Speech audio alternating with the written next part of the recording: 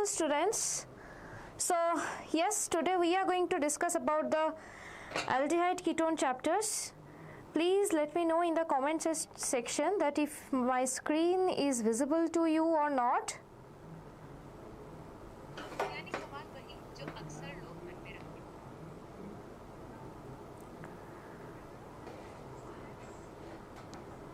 Yes, today we are going to discuss about the... Please students, let me know if I am audible or visible to you properly. Good afternoon to all of you.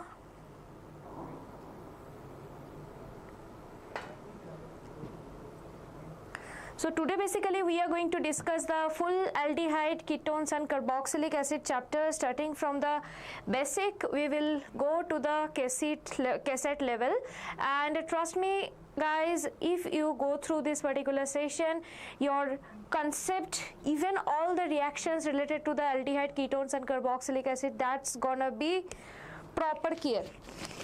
Hello, just let me know if it is clear or not.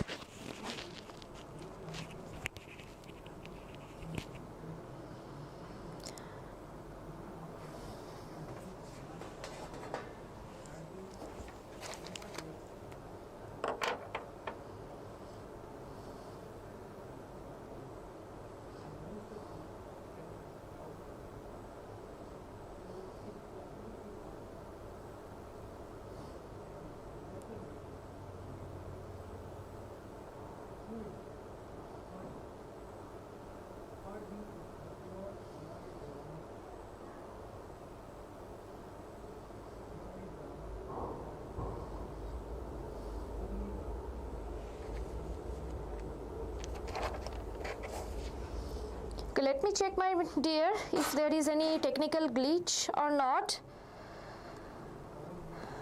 We are trying to fix it as early as possible. If there any technical glitch related to the voice. Hello all of you, hello. Just let me know how you people are prepared about it, and please don't forget to share this session with your friends as well, so that they can also get the benefits of this particular session. So yes, Shreya, hello. Sayed, hello. Okay, so basically what I was telling about this chapter, so basically here what we are going to do, it's not actually the way we study the NCERT. It's a thorough study we do in case of NCERT, right? So many things are there, so many things, like it's written in a paragraph, right? But trust me guys, what we are going to do here is we will create some brain maps. Okay, we will create some brain maps. So sometimes what happens, we study so much but we don't remember, right? But whenever we see a picture or when we see a movie like recently released Dhurandhar, we all remember each and every scene in our brain, right? So this is how actually you should trigger the organic chemistry. Okay, not by mugging up the concept, rather just make it picture clear. Okay, make a picture out of it. Okay, I guess that will help you to boost up your concept in organic chemistry chapter. Okay, so this is how we are going to proceed here as well. So yes, without further delay, let's proceed. One more. Okay, Vinay is saying voice is clear. Okay, anyone else, please tell me if it is clear or not, my dear. Okay, let's proceed further then. Here you can see like KCET, the last few years. Yes, everything, my dear. 5 marker we will start not only from the MCQ, everything is going to cover. Okay, all the PYQs for the board majorly last 5 years I will try to cover, as well as the KCET. You can see the last 5 years analysis I have given here. You can see the weightage. 2025 4 questions came, to 2024 2, 2023 2, here again 4, 6, 2. So it's one of the heavy weighted chapter, and in your board examination total 12 marks you can expect out of it. This is not my comment, it is actually from taken from the blueprint itself. Okay, so 12 marks you can get out of it, and you can expect 2 very short answer type question and 2 large answer type question. Okay, so all of them we will discuss, don't worry. Okay, maybe it is a 3-marker question, 2-marker question, 1-marker, all the possible question for the board we will discuss along with the previous year question of the KCET level. Okay, so without further delay, let's get started. So before starting, just let me tell you, my dear, if you are preparing for the KCET, our Deeksha Karnataka channel has come up with the most popular series, that is ABHYAS KCET 2026 test series. So please enroll yourself to get 35 mock tests and chapter wise PYQs, and you will get the exam like simulation over there when you are going to attempt those tests. Yes, so without further delay, please enroll yourself to check your knowledge and to boost up your knowledge as well to get top 1000 rank in Karnataka. So here in aldehyde ketones, first we will start with the nomenclature, then structure, then preparation of aldehyde and ketones. And in preparation and aldehyde and ketones, you can see we will study both, like preparation of aldehyde and ketones, then we will study preparation of only aldehydes, we will study preparation of only ketones. Okay, then after aldehyde and ketone, we will proceed with the carboxylic acid as well. Okay, so here comes the nomenclature part. Nomenclature part is really okay. I can see someone's comment, ma'am, I'm fully 0 in chemistry. Are these enough to know basics of KCET? I do not even know C of chemistry. Okay, my dear Sufyan. So Sufyan beta, basically once you are 0 in chemistry, we are here to make you hero. Okay, so don't worry, keep watching till end. I promise, I assure you will be a hero, and please don't forget to leave a comment at the end of the session, that if you are hero right now or not. Okay, so yes, how many hours, and just Shreya, don't ask me about the hours and all, because you know what, if you want me to like cover it up, we can finish a chapter within 20 minutes as well, right? We can finish it up within 1 hour as well, but I want you to become a master of this chapter. Means after I will teach, you can teach someone like that, right? So if you need this type of conceptual clearance, then don't ask me about the time. It can go up to 2 hours, 2.5 hours, like that. Okay, yeah, definitely notes will be shared, don't worry. So yes, so let's, without further delay, let's proceed. So nomenclature part I have kept just for a reference, that it is a part of the NCERT, but not really it comes like a too importance in your board examination as well as in your KCET. Very basic thing, basic name that you must know, that is acetone, acetophenone, okay, benzophenone. This particular thing you should know. Okay, now here you can see, once you are having this carbonyl group over here. So carbonyl groups are something that is called the queen of organic chemistry, you know. Why? Because in the presence of carbonyl carbon, you can change this particular reagent to any extent. Okay, that's the reason. Means if you are having a carbonyl group in your particular organic compound, then you are the hero. Okay, you can do anything, you can convert it to any extent. Okay, so once this carbonyl carbon, with respect to this, just beside carbon is the alpha, just beside that beta, just beside that gamma, like that it continues. Okay, so organic chemistry, so that's going to be the first session of organic chemistry in this particular channel, my lecture video. So basically I wanted to tell you, my dear, organic chemistry is not about something that you should mug up. Okay, just prepare your eyes in such a way so that you can understand the functionality, what it actually requires to react. Okay, so that's the most important thing that you need to know for the organic chemistry. Yes, my dear, this will be more than enough for your pre-board examination. I will discuss the question as well. Okay, so let's proceed further. So here you can see more nomenclatures are there. So here you can remember formaldehyde, acetaldehyde. These are the basic things that I guess you can like proceed. Okay, let's proceed. Here you can see structural analysis is one of the most fundamental thing that we do in organic chemistry for any functional group, you can say. Okay, so here what happens basically, if you just look for the carbonyl carbon, so this is basically, let's say this is basically the carbonyl carbon double bond O. Here I am having the carbon, here I am having the oxygen. Okay, so here this is a single plane. Okay, this is a single plane. In a single plane, carbon and oxygen stays, right? And carbon and oxygen, both of them are having p orbitals, right?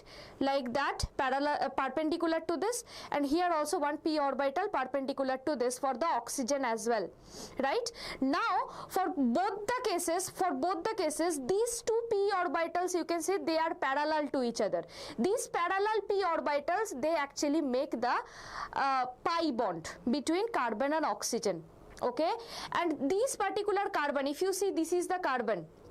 Okay, in accordance to the image, this is the carbon. Let's say this particular end is the carbon. So basically what happens here, they are having two another bond. Here this particular finger, you can see that is one of the bond with hydrogen, maybe here another bond, this is with the R. They are in the same plane. Okay, means carbon, oxygen and two bond, they are in the same plane, they are lying in the same plane, just pi orbital, they are perpendicular to the plane and they are making the pi overlap. This particular carbon, if you just look at, it is basically sp2 hybridized carbon. Very important concept, sp2 hybridization. So sometimes students keeps asking me how I understand that if it is sp2, sp3, how I should understand this and all. So for this perspective, I wanted to tell you, my dear, calculate the steric number. Calculate the steric number. In organic chemistry, most of the cases, definitely they will ask you the hybridization of carbon only. Okay, so for carbon, you can calculate the steric number to find out the what is the actual hybridization for this. Just if you just look at this particular carbon. Okay, so this particular carbon, the formula is actually sigma bond, number of sigma bond it is making, plus number of lone pair. Okay, you can apply this trick anywhere. Okay, in organic, inorganic, anywhere you can apply this trick. Okay, so number of sigma bond, how many sigma bond it is making, you can see 1, 2, 1 sigma, 1 pi, means 3. Total 3 sigma bond, and carbon is having any lone pair? Not at all. Okay, then 0 lone pair. So I am getting steric number 3. So from here I can get 1s and 2p. So sp2 hybridization. Okay, so this is the thing you have to proceed. Okay, I guess it's clear to you. Just let me know if you are clear, if it is clear to you. Yes, I saw you in Shaheen once, ma'am. Yeah, see, it was not my humshakal, it was me only. Yeah, now I'm here. So yes, welcome, and it's nice that you remember. So I guess it's clear to you. Just let me know, just confirm me once if it is clear to you. So let's proceed further. Here you can see, if you just proceed for the preparation of aldehyde ketones. So here basically comes preparation of both aldehydes and ketones, and preparation of only aldehydes. Okay, we can prepare both aldehyde and ketone in a reaction, and we can prepare only aldehydes out of it. Okay, so next another is preparation of only ketone. Okay, so now first, if you just look at that, preparation of both aldehyde and ketone, we can get it out of the oxidation of alcohols. Okay, next by dehydration of alcohols and from hydrocarbon. These are the three possible ways by which we can actually prepare both aldehydes and ketones.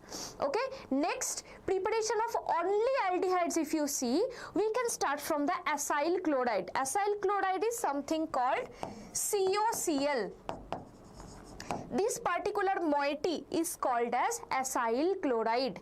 Okay, next you can see from nitriles and ester. Nitriles means, I guess you know, it is CN, and ester means it is something like this. It It is something like this. Okay, next you can see from hydrocarbons. Hydrocarbons I don't have to tell you. Okay, any kind of carbon and hydrogen linkage, we can just call it as hydrocarbons. Let's proceed. Next, preparation of ketones. Okay, preparation of ketones also we can start from the acyl chloride and from the nitriles as well, and substituted benzenes are also there.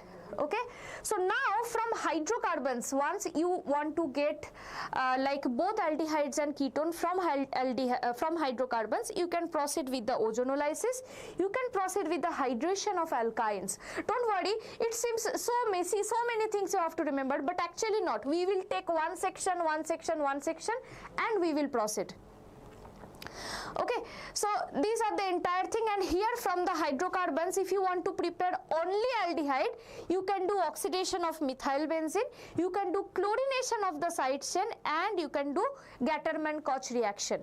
Okay, so this is the entire thing. I insist you people, if you are noting it down, then please take your time and note it down, or better you just take a screenshot out of it. I know you people are very good in taking screenshots and all, right?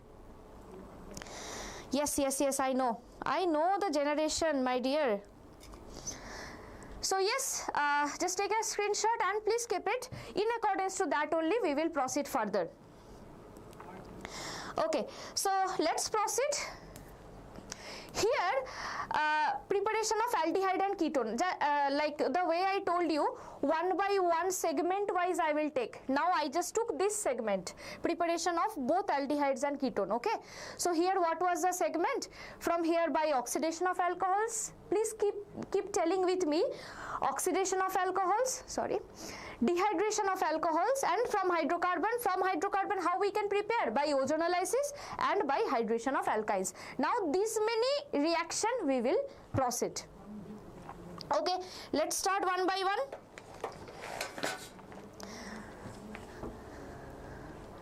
So here what I have to come up with?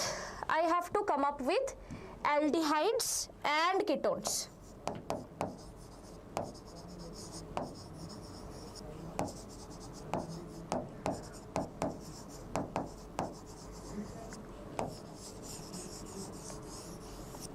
Okay, so do you remember what was the first point? Oxidation of alcohols. So let's start from alcohol itself.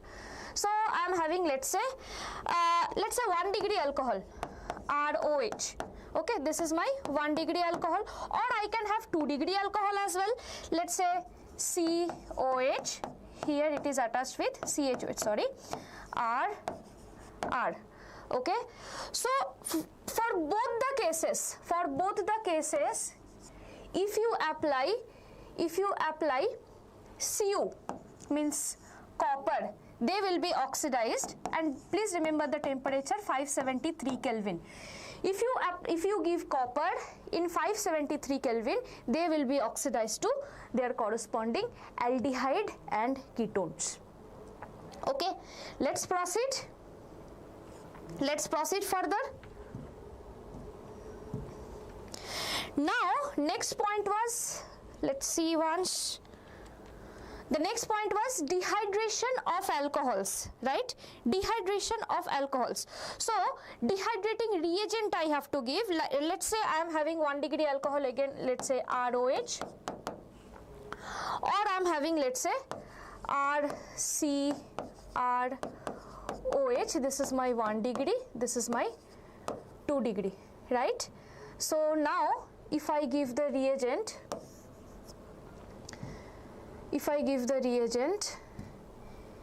PCC, pyridinium chlorochromate, PCC, or I can give CrO3. Okay, or I can give CrO3, then I can come up with the aldehyde and ketones as well. Okay, next let's proceed. Next, as you can see, here the next thing was from hydrocarbon. First one is hydration of alkynes and then ozonolysis. Okay, so let's proceed. Here you can see I will do the hydration of alkynes at first.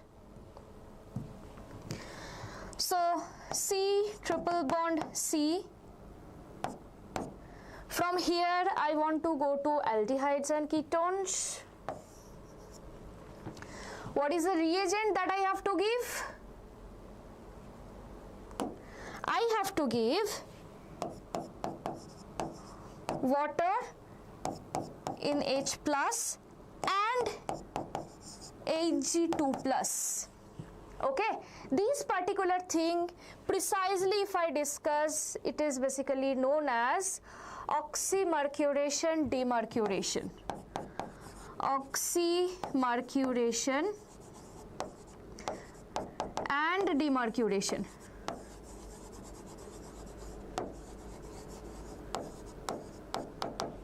Okay, oxymercuration and demercuration. Okay, so what will happen if you give this particular reagent? At first OH will be added over there, then it will undergo ketoenol tautomerism and it will give you the aldehyde out there. Okay, so oxymercuration, demercuration you have to proceed with, and it follows the Markovnikov addition rule. Okay, it follows the Markovnikov addition rule. Okay, just some extra statement. This particular example we will definitely proceed whenever the questions and all will come. Okay, don't worry. Let's proceed further. Next we will proceed with the ozonolysis, right? So yes, ozonolysis we can take one alkene, C double bond C. Okay, and the reagent I guess you know better, we have to give ozone gas, right? So you have to give here O3 in presence of ZnH2. You will end up with aldehyde or ketone. So these are the entire thing by which you can prepare both aldehydes and ketones. Yes, ma'am, do I need to know the basics because this is second PUC and I do not know anything? Not even the first PUC. It's okay. If you don't know anything, then you are here to know it. Okay. So as you can see, like the hybridization and all, these are the first PUC thing, right? And I am discussing all those things as well. So just let me know if you are not understanding anything. Okay. Just point me here. Okay, in your comment section, and I will definitely question your answer, and I will try to clear the basic even if you don't know the first PUC. Okay. So next, Shreya, I can see, ma'am, can you explain separately oxymercuration, demercuration with all steps? Yeah, definitely, I will do it. Actually, one problem I have kept here. So in that problem, I will discuss the oxymercuration, demercuration. Don't worry about it. Okay, everything will be discussed separately. Whenever the question comes, I will discuss. If you need the entire steps, the mechanism, that actually you don't need. Okay, but if you need, I will do it there. Okay, so I guess it's clear as of now. Let's proceed further. Yes, so here you can see next it is, as you can see, as I told you, preparation of aldehydes and ketones both we did. So now what we are going to do, preparation of only aldehydes. Okay, so from acyl chloride we can do, from nitriles and esters, from hydrocarbons we can proceed. Okay, from nitriles and esters one name reaction will come from the nitriles, from CN to CHO. Okay, that journey is Stephen's reduction. Okay, and then we will use dibyl H. Okay, isobutyl aluminium hydride. Okay, next you can see from the hydrocarbon also we will proceed with oxidation of methyl benzene and chlorination of the side chain. Okay, so let's proceed further. Let's proceed. So many reaction we have to do here. Okay, Gattermann-Koch reaction is also there. Oxidation of methyl benzene, here you can see the name reaction will come Etard reaction, and use of CrO3 also we can proceed with. So yes, without further delay, let's make the brain map. So I insist you people, while I am making the brain map, please do it with me so that you get the proper clarity how, from where I am starting and where I am ending and which reagent exactly I am using. Okay, so here actually I have to end up with RCHO, right? I have to make only aldehyde. Okay, so I can start from where I can start. Let me check once. From acyl chlorides. Okay, let's start. So let's take acyl chloride, benzene with COCl. Okay, so benzene with COCl is getting converted to RCHO, means R group is here benzene. Okay, means benzene with aldehyde, like that. Okay, here R will be benzene. So R group you just identify here. Okay, so here I can give the reagent, H2 in presence of palladium BaSO4. Okay, so just comment me below if you know this particular name reaction. Okay, I can see. Ma'am, please explain the preparation of aldehydes and ketones once again. So are you asking for the last one, from where I can get the both aldehydes and ketones? So just let me go back once.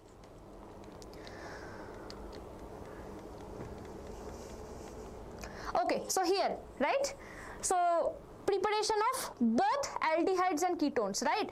So actually I can prepare both aldehyde and ketone starting from a normal alcohol. Okay, let's say I am having, let me just give you some random example. Let's say I am having CH3, CH2, OH. I am taking 1 degree alcohol. Okay, so that will be, if you give Cu, copper, okay, it will be converted to aldehyde like this. CH3, CHO. Number of carbon count should be fixed. Be careful about it. It is an oxidation type of reaction. Okay, let's say I have taken this CH3, COH, CH3. It's a 2 degree alcohol, right? This is 1 degree, this is 2 degree. Clear? Now for this case again I am giving copper. Right? For this case there is no chance to get back aldehyde. Here I will get ketone.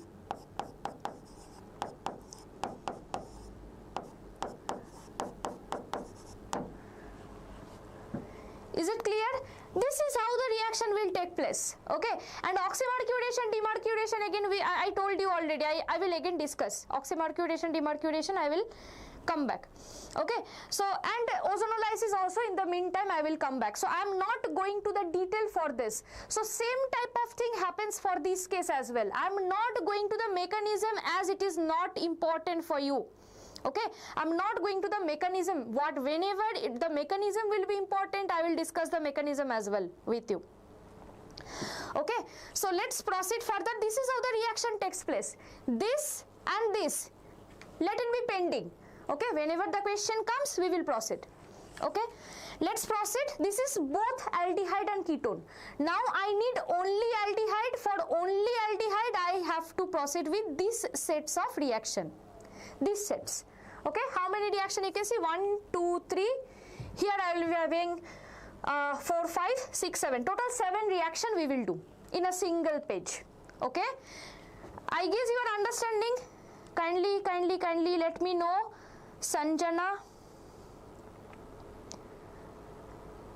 can you please comment if you understood how I am proceeding? Let's proceed with the first one. Okay, so this is the acyl chloride. From acyl chloride I am getting the aldehyde out there, right? So this is, yes, I can see Shreya, Tahirin, they are saying it's Rosenmund reaction. Very good my dear. So this reaction I am giving the name Rosenmund reaction.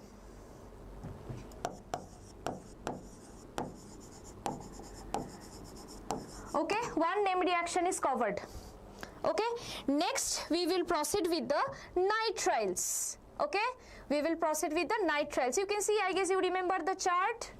You can see from nitriles and ester, Stephen reduction we will do and dibyl H we will do. Okay, let's proceed. So let's say I am having RCN type of thing. This is my nitriles group. So RCN, if you directly give dibyl H, if you give directly divalage, so what's the reagent?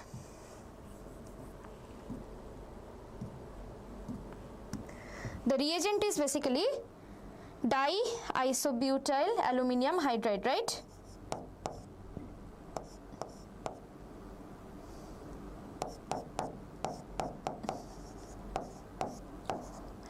And you have to give water. Okay, then CN can be directly converted to CHO. Another process, another way. This is the divalate usage. Another process is Stephens reaction.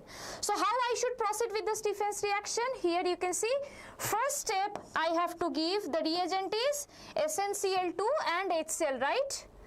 The reagent is SnCl2 and HCl.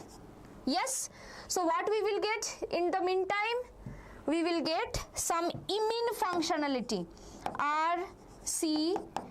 RCH double bond, sorry, it's a double bond, okay, double bond NH, okay, C double bond end is called imine, okay.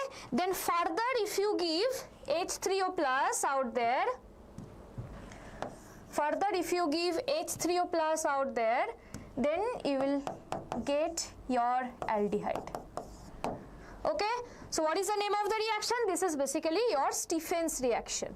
This is basically your Stephens reaction. I guess it's clear to you. Let's proceed further. Next one was from the ester, right? From the ester also you can use this particular thing, divalage. You can get back to your aldehyde. So let me just take a very simple ester, that is RCOOR prime.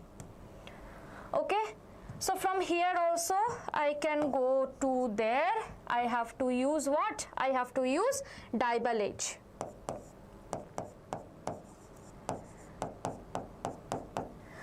Okay, let's proceed further. I guess up to this it is clear to you. Up to this it's clear to you. Next you can see from hydrocarbons. From hydrocarbons you have to proceed with 3 consecutive reactions. One is oxidation of methyl benzene, chlorination of side chain, Gattermann-Koch. First we will proceed with the oxidation of methyl benzene. We will proceed with Etard reaction and usage of CrO3. Let's proceed. Yes, so let's take one methyl benzene out there.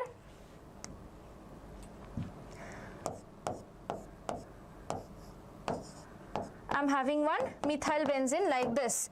Okay, so methyl benzene Etard reaction we are going to do here. So first reagent that we have to give, that is CrO2Cl2. Very important reagent. It comes in your board exam. They directly ask the question like, what are the reagent they use in the Etard reaction? Okay, CrO2Cl2 in presence of carbon disulfide medium. Okay, you will get an intermediate out there, that is benzene with CH OCROH Cl2 whole twice. This is an intermediate you will get out there, and from there you can come back to aldehyde if you give H3O plus, right? If you give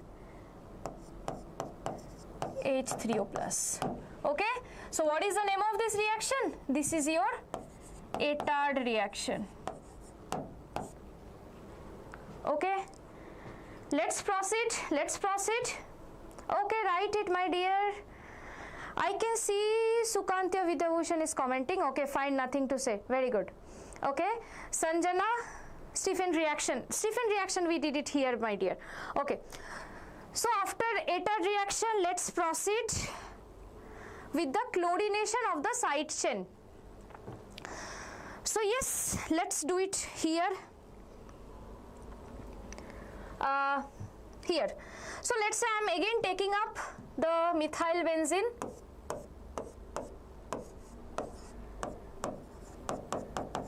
Right? So from the methyl benzene, let's chlorinate it. I want to chlorinate the side chain, so I can proceed with the free radical mechanism, right? I can proceed with the free radical mechanism. So let's give Cl2H nu. Okay, so only the side chain will be chlorinated, right? So I can get CH2Cl out there, right? So further one more chlorination can give you CHCl2 as well. Okay, 2 times chlorination you have to do. I am not doing it again. I am directly writing it as CHCl2. Okay, that is a free radical mechanism. Then you can proceed with the hydrolysis. Then you can just proceed with the hydrolysis. That is, you can use H2O out there in 373 Kelvin. You will end up with aldehyde. Okay, I guess it's clear. One more reaction, let's proceed. One more reaction, that is a Gattermann-Koch reaction. So we can start from the benzene itself. Very important, name reaction. This is your benzene ring. From here I can directly come to this thing. I have to give the reagent, that is CO in presence of HCl, okay, and anhydrous AlCl3 I have to give out there. Okay, this is your GK reaction, right? Please don't mess up Gattermann-Koch and Gattermann. Two are different reaction. Okay, this is Gattermann-Koch. Okay, from where benzene can be converted to benzaldehyde. Okay. Okay, Shreya, we will do everything, my dear. PYQs, yeah, we will focus on the PYQs only, because in KCET, no, like I have seen question coming back repeatedly. Okay, we will focus on the PYQs majorly. Okay, just let me know if this thing is clear to you. I insist you people to make a proper note. Okay, and if you're not, if you're too lazy, because after having the lunch you people feel like I should sleep, what to do by studying, huh? So let's not do it. Let's please proceed a little bit. Just go ahead with your studies, open your book and please keep writing, or if you're too lazy then please take a screenshot at least. Okay, chlorination actually, let me just show you, my dear. See beta, if I am having CH4, okay, if I give Cl2H nu, okay, methane, okay, if I give Cl2H nu, only one hydrogen will go. Only one hydrogen will be replaced by chlorine. So I will get CH3Cl, right? Only one hydrogen will be replaced by chlorine. Again I have to do Cl2H nu. Then I can get CH, another hydrogen will be replaced by chlorine, right? So CHCl2. So you can see you have to proceed with 2 steps.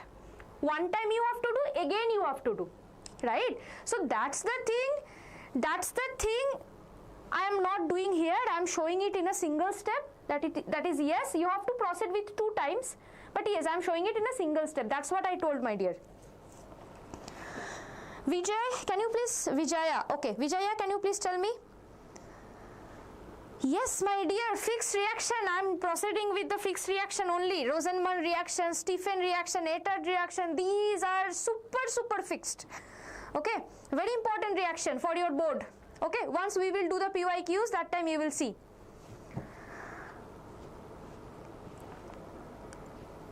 Ethene to ethanol, and I can't wait, just a minute. And ethanol to ethene. Same. How it can be same, my dear? Ethene to ethanol. Ethene to ethanol is the hydration. Again, ethanol to ethene, if you want to come back, it is dehydration. How it can be same? Opposite process, right? So yeah, let's proceed further. I guess it's clear up to this. If it is clear, just give a thumbs up. Yeah, let's proceed. Here comes the previous year question. This is a board question. Whenever it will come to the board question, I will tell you. Okay, so here you can see the first question, Stephen's reaction. Okay, Stephen's reaction, I guess you can understand now. Nitrile compound, they can get converted to aldehydes, right? Let's proceed. Here you can see oxidizing agent used in Etard's reaction. Very important question. It comes repeatedly in your board examination. Okay, so this is CrO2, Cl2. Okay, let's proceed. This is called chromyl chloride. Remember that. Remember the name.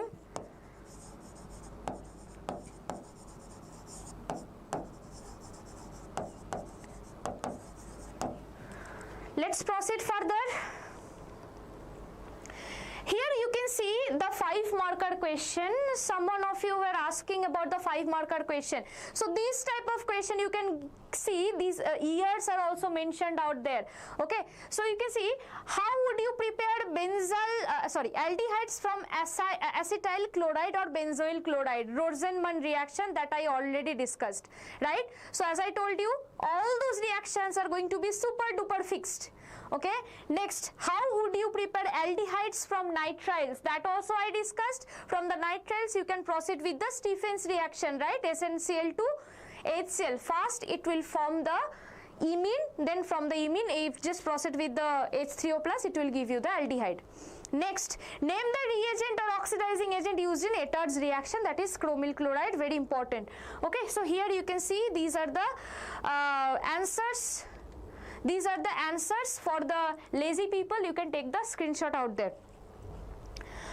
Okay, I guess it's clear. Here comes the next one, that is the B, question B. How would you prepare the aldehydes from nitriles? And yes, here comes the C.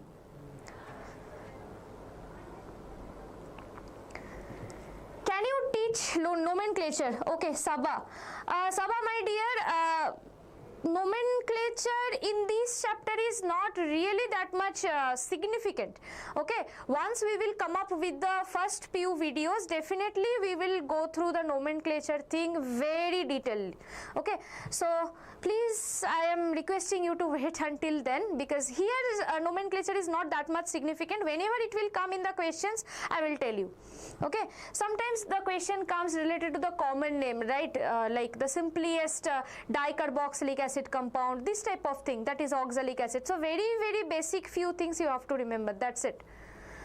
Okay, let's proceed. Yes, next question, you can see Etard reaction, super duper important, so many years it is repeated.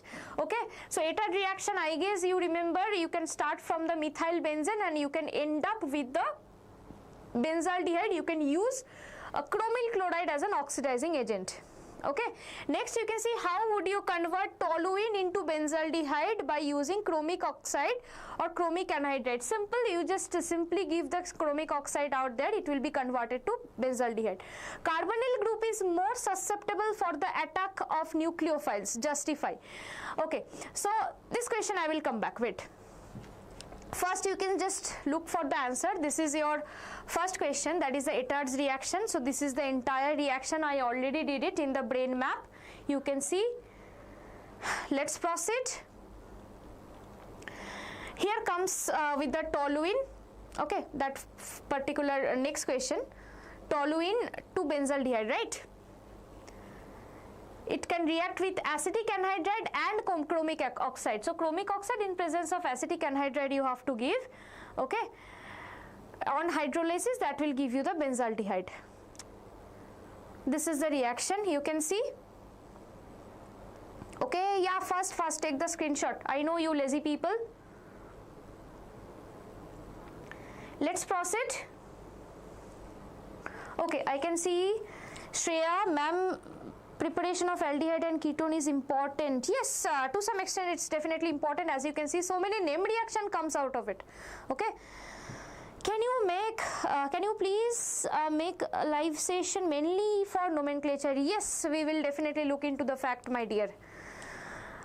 If I can make only nomenclature, I will try to make your nomenclature as well. Your common name is name, like your common name is something, Sabha. Okay, so I will make your nomenclature as well over there in the live session. Okay.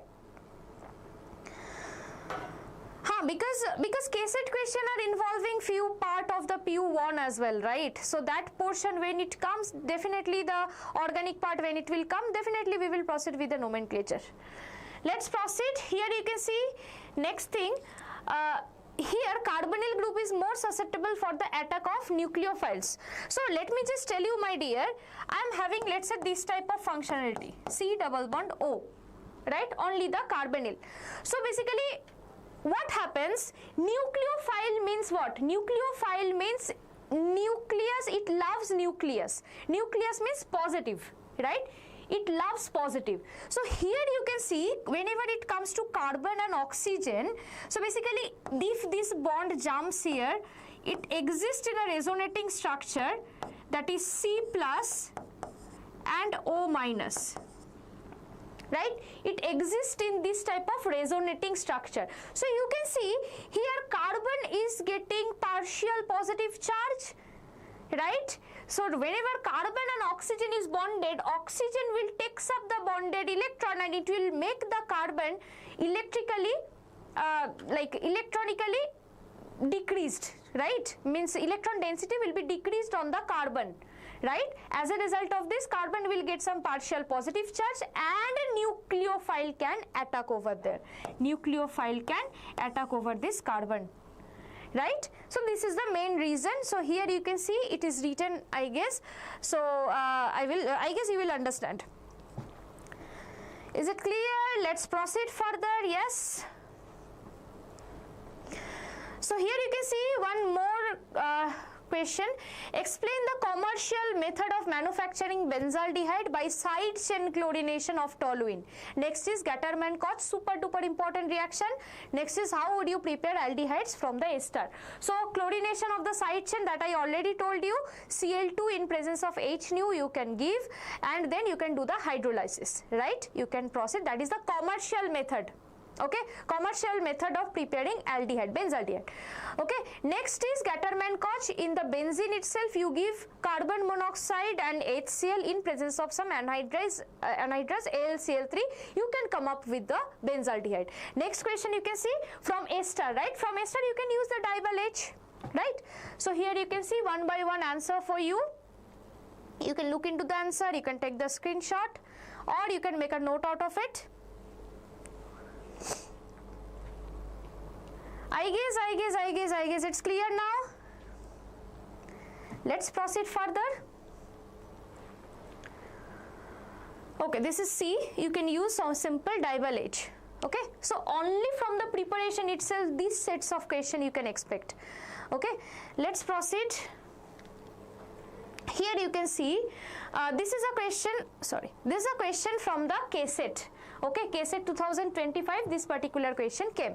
Okay, so here you can see reduction of ester by dival H followed by hydrolysis gives aldehyde. Definitely, it's true. Statement 1 is going to be true. Next question you can see oxidation of benzyl alcohol with aqueous cheminophore leads to the formation of benzaldehyde. No, my dear, it's not true. So whenever you are having benzyl alcohol means benzene along with the CH2OH.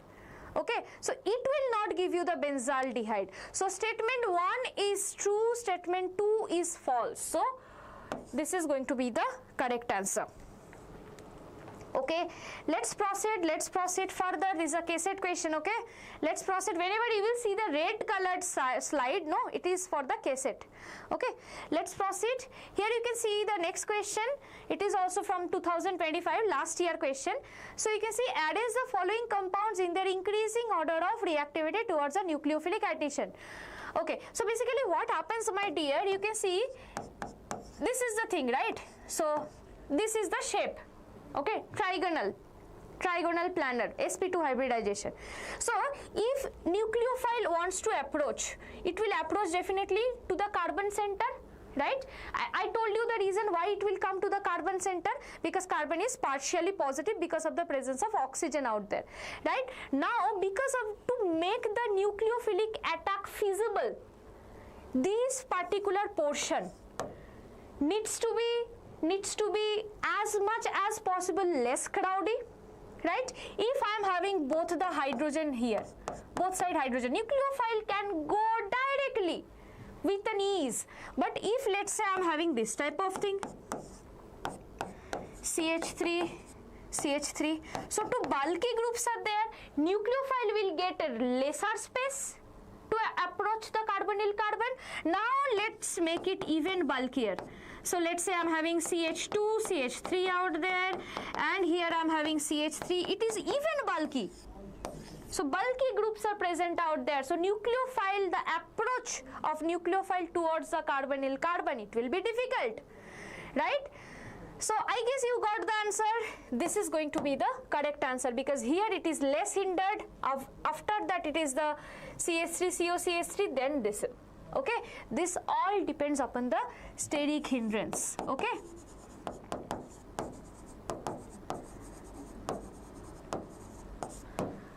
I guess it's clear. I want you people to answer these questions in the comment section as well. It will be really good if you keep doing it.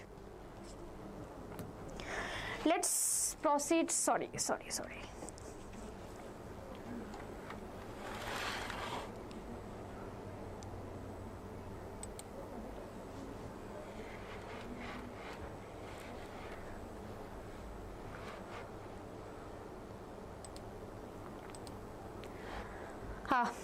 Extremely sorry.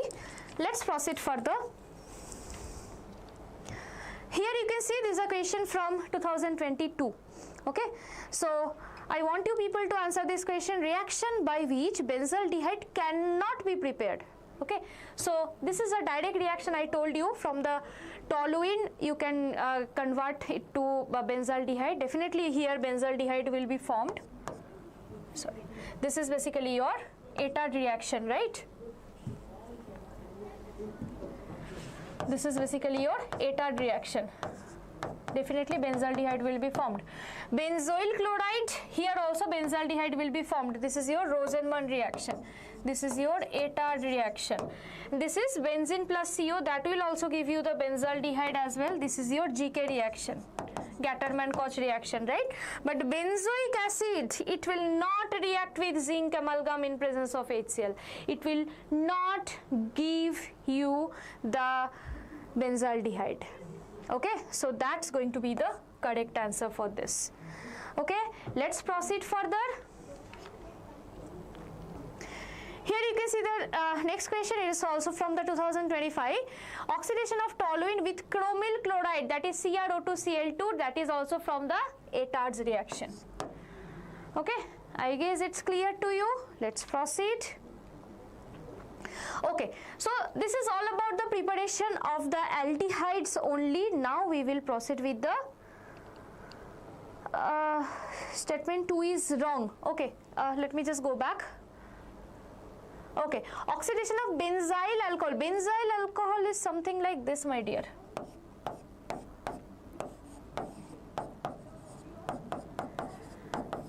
This is my benzyl alcohol. Okay, so if you just give K-menophore out there, okay, K-menophore is a very strong oxidizing agent. It will give you direct carboxylic acid, not the aldehyde. Okay, so that is the reason statement 2 is the false. Okay, just let me know, Saba, if it is clear to you or not. Okay, let's proceed. It will it's a very strong oxidizing agent, K-menophore, aqueous K-menophore. Okay, it can give you the direct carboxylic acid, not benzaldehyde. Let's proceed. Okay, so now we are going to proceed with the preparation of only ketones. Okay, so here you can see preparation of ketones whenever we are discussing. Here you can see, acha, one more question I can see, ma'am, question 12. How does benzoic acid react? It doesn't react, my dear. This one, I guess. Benzoic acid will not react with ZnHg. It will not react. No reaction will take place, my dear. Okay. ZnHg, what happens? No, zinc amalgam and HCl, it basically C double bond O. Whenever it comes to the ketone group, it can reduce that, not benzoic acid. Okay. It will be as it is, my dear. Benzoic acid, that will be the product only, because no reaction, right? I guess you understood, my dear Sanjana. Let's proceed. Okay, so preparation of ketones. So here you can see preparation of ketones. First is from the acyl chloride, then from the nitriles we will proceed, then from the substituted benzene. Okay, so let's do one by one. Okay, so acyl chloride, right? So acyl chloride I can take simply R prime COCl. Okay, R can be anything. Okay, so I can give the reagent here, dialkyl cadmium R2CD. Okay, and you will get R prime CO R. Okay, one R, this is the existing, that is the R prime, and another R is coming from this dialkyl cadmium. Okay, so let's proceed from the nitriles, right? I have to start from nitriles, from CN. So let's take an example, let's say CH3 CH2 CN, let's say CH3 CH2 C triple bond N. How can I proceed? Let's treat it with some Grignard reagent. Let's say C6H5 and MgBr. Okay, now I can see what I will get, you know. This C6H5, this particular thing will attack here, and this N bond will open and N will take the MgBr.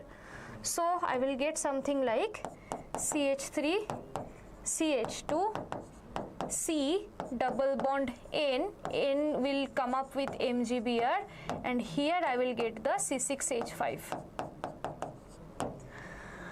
Okay, now you know what to do. Just give H3O plus.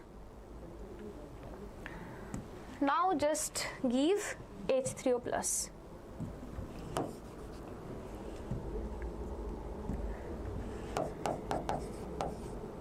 H3O plus. Then this NgBr, that C double bond O NgBr, that thing will go off. Okay, that thing will go off, and you will end up with ketone.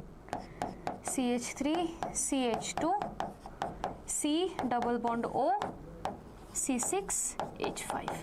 Okay, this is how you can proceed. Okay, using the CH3 using the Grignard reagent. Let's proceed further. Let's proceed. One more is substituted benzene, right? One more was from the substituted benzene. Okay, so let me just take alcohol. Any kind of phenol we can take.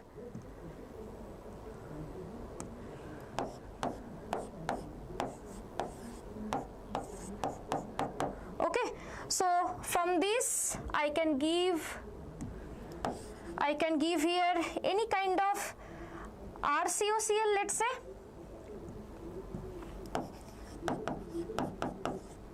In presence of AlCl3. If you know the name of this reaction, please comment me. Okay, if you know this reaction, please comment the name.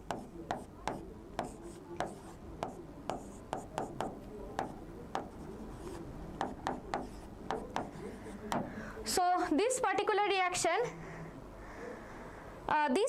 reaction, if you just see, okay, this is a different reaction. Okay, so if you see this reaction, this is basically Friedel-Crafts acylation reaction. Friedel-Crafts acylation. It is a electrophilic substitution reaction electrophilic substitution reaction over there on the benzene ring, which is an ortho-para directing group. That's why RCO group is attached in the para position, because para position is more susceptible for the reaction.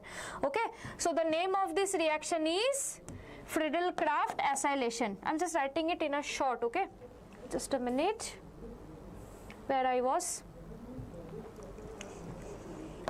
This is basically Friedel-Crafts acylation.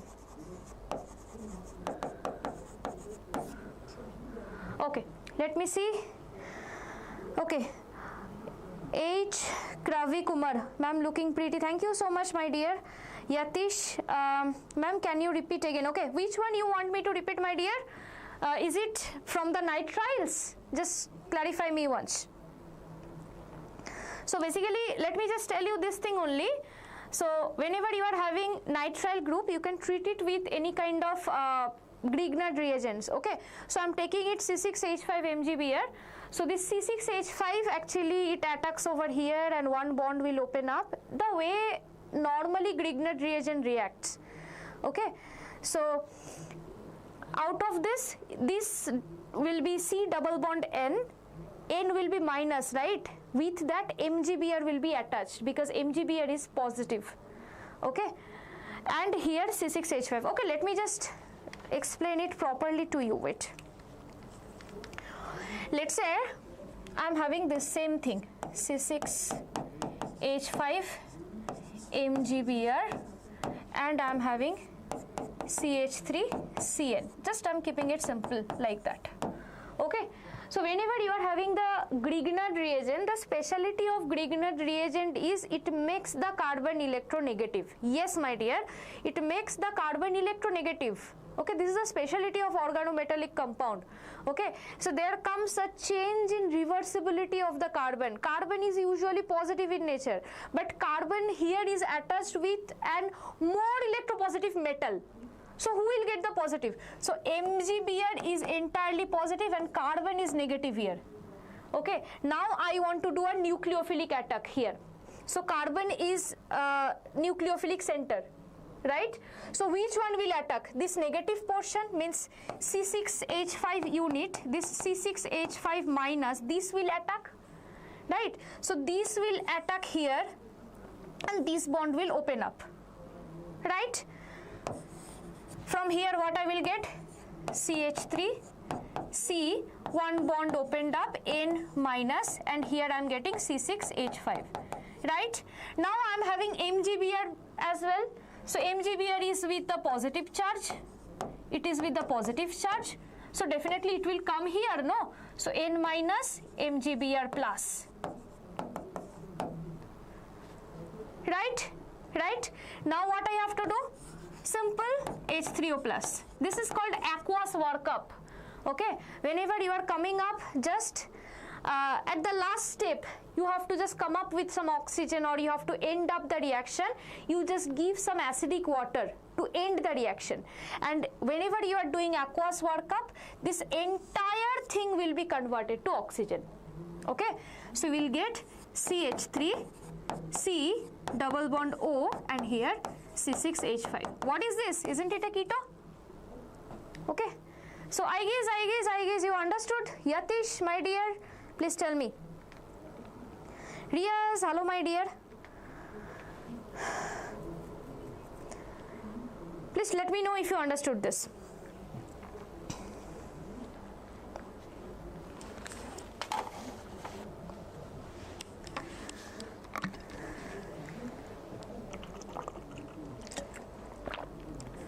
Organic chemistries are indeed super duper easy if you understood.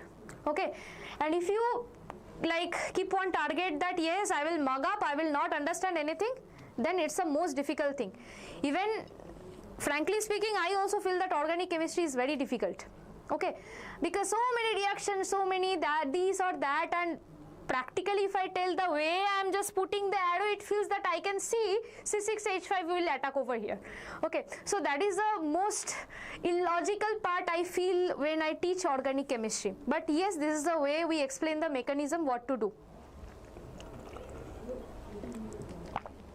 Let's proceed.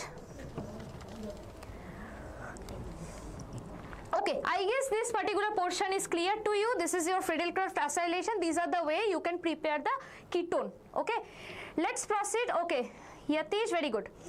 Next, one PYQ, that is definitely from the board.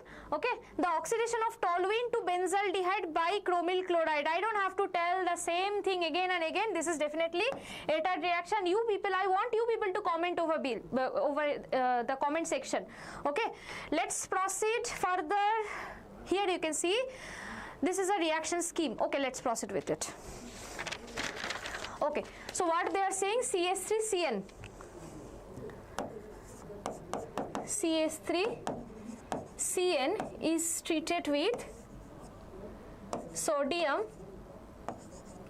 in ethanol, C2H5OH. Okay, you know what, it's a reducing agent. This particular thing is a reducing agent, huh?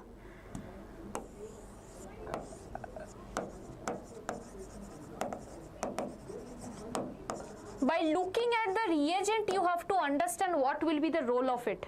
Okay, maybe sometimes you will not understand, maybe you don't know the reagent, it's unknown to you. But just looking at the reagent, you have to understand. This particular thing is a reducing agent because you know sodium is a single electron donor. So whenever some metal donates electron, so definitely if it donates electron, someone takes up, that particular thing will be reducing, right? So that is the thing happens here. So if it is reducing in nature, you will get this type of product.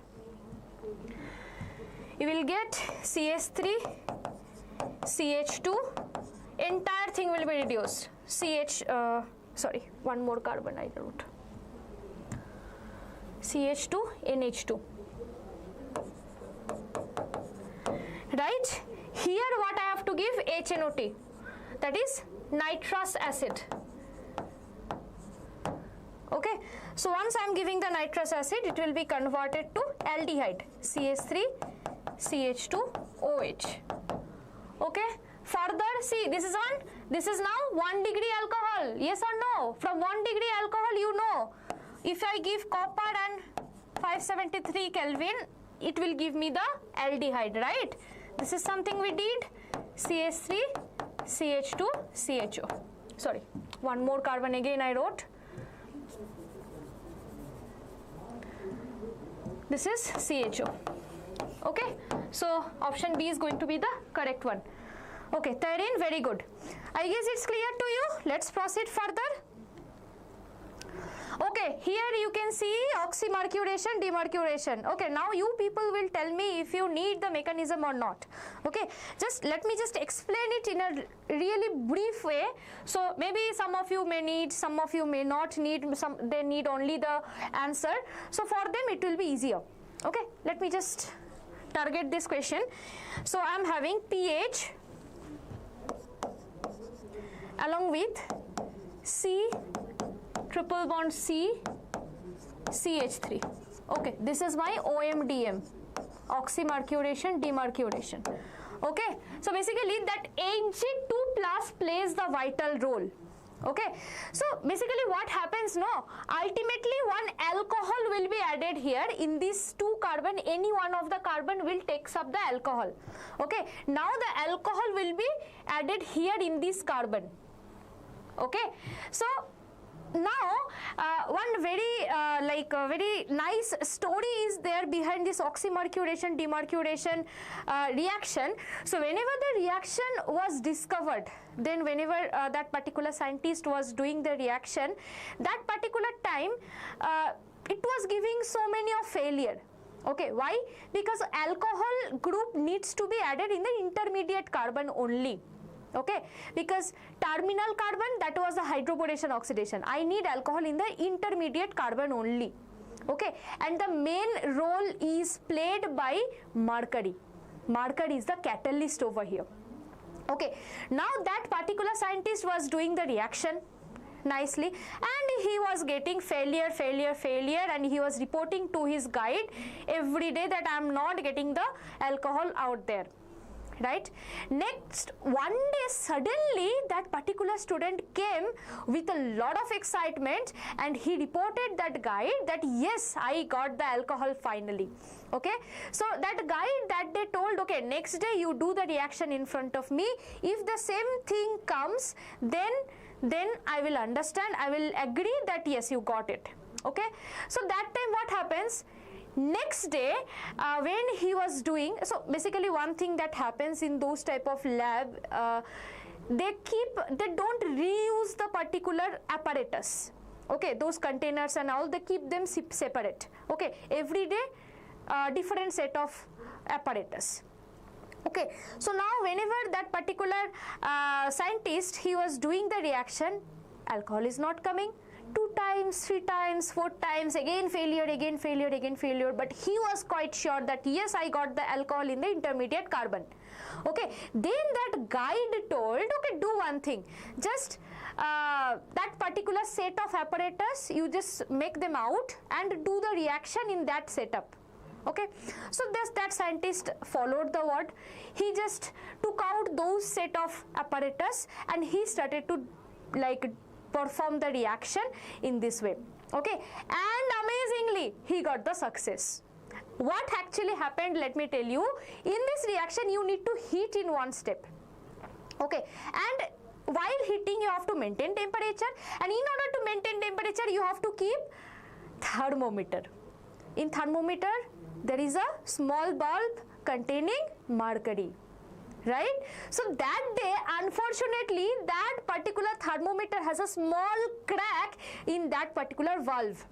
Okay, from there mercury was coming out and it was mixing in the reaction media and it was working as a catalyst. Okay, and that's the reason the reaction was done that day. But whenever he was doing it next day, because mercury effect was not there, right? So he was not getting the alcohol in the same position. So I will show you how actually mercury gets added in the reaction and then it gets removed out there. Let's see. So here you can see, let's say I'm having Hg2 plus. Okay, so now basically what happens, this one carbon, actually this pi electron, you can see it attacks here and this attacks this carbon, one bond jumps. Okay, this is the first step. Next what happens, you know, it makes this type of complex. See, here double bond carbon, here with mercury. I'm just writing the mercury at the top, it will be easier for me to write it further. Here it is Hg, like this, it makes the bond like this. Okay, now water comes, water lone pair.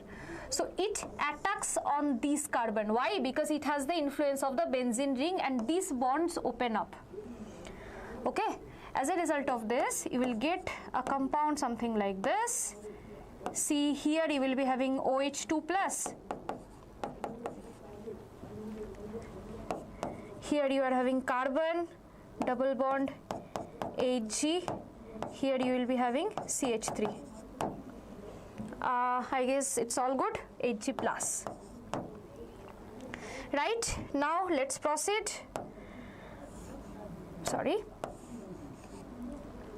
Here what happens, 1 unit of H plus is released and you will get the OH out there. Double bond C, here Hg plus, CH3. Further what happens, see beta, here you are having one ene, right? This is a double bond and this is an all. So this is my enol, right? So once I am having the enol, it will undergo ketoenol tautomerism, right? It will undergo ketoenol tautomerism and it will form the keto out there. So what basically happens here, you can see this oxygen. Okay, first tautomerism let me show. First this bond basically jumps here and this bond gets released.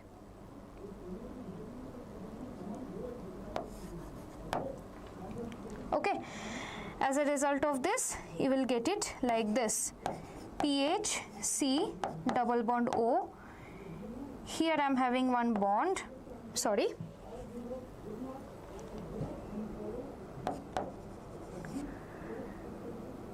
Here I am having CH3.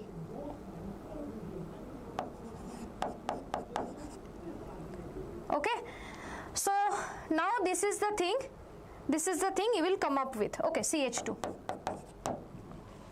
This is the thing you will come up with. So this is the entire mechanism. So if you just look now towards the product, so your this thing is going to be the correct one, right? Option A is going to be the correct one. Okay, this Hg2 plus jumps out there. Here OH will react with H plus, it will undergo keto-enol tautomerism.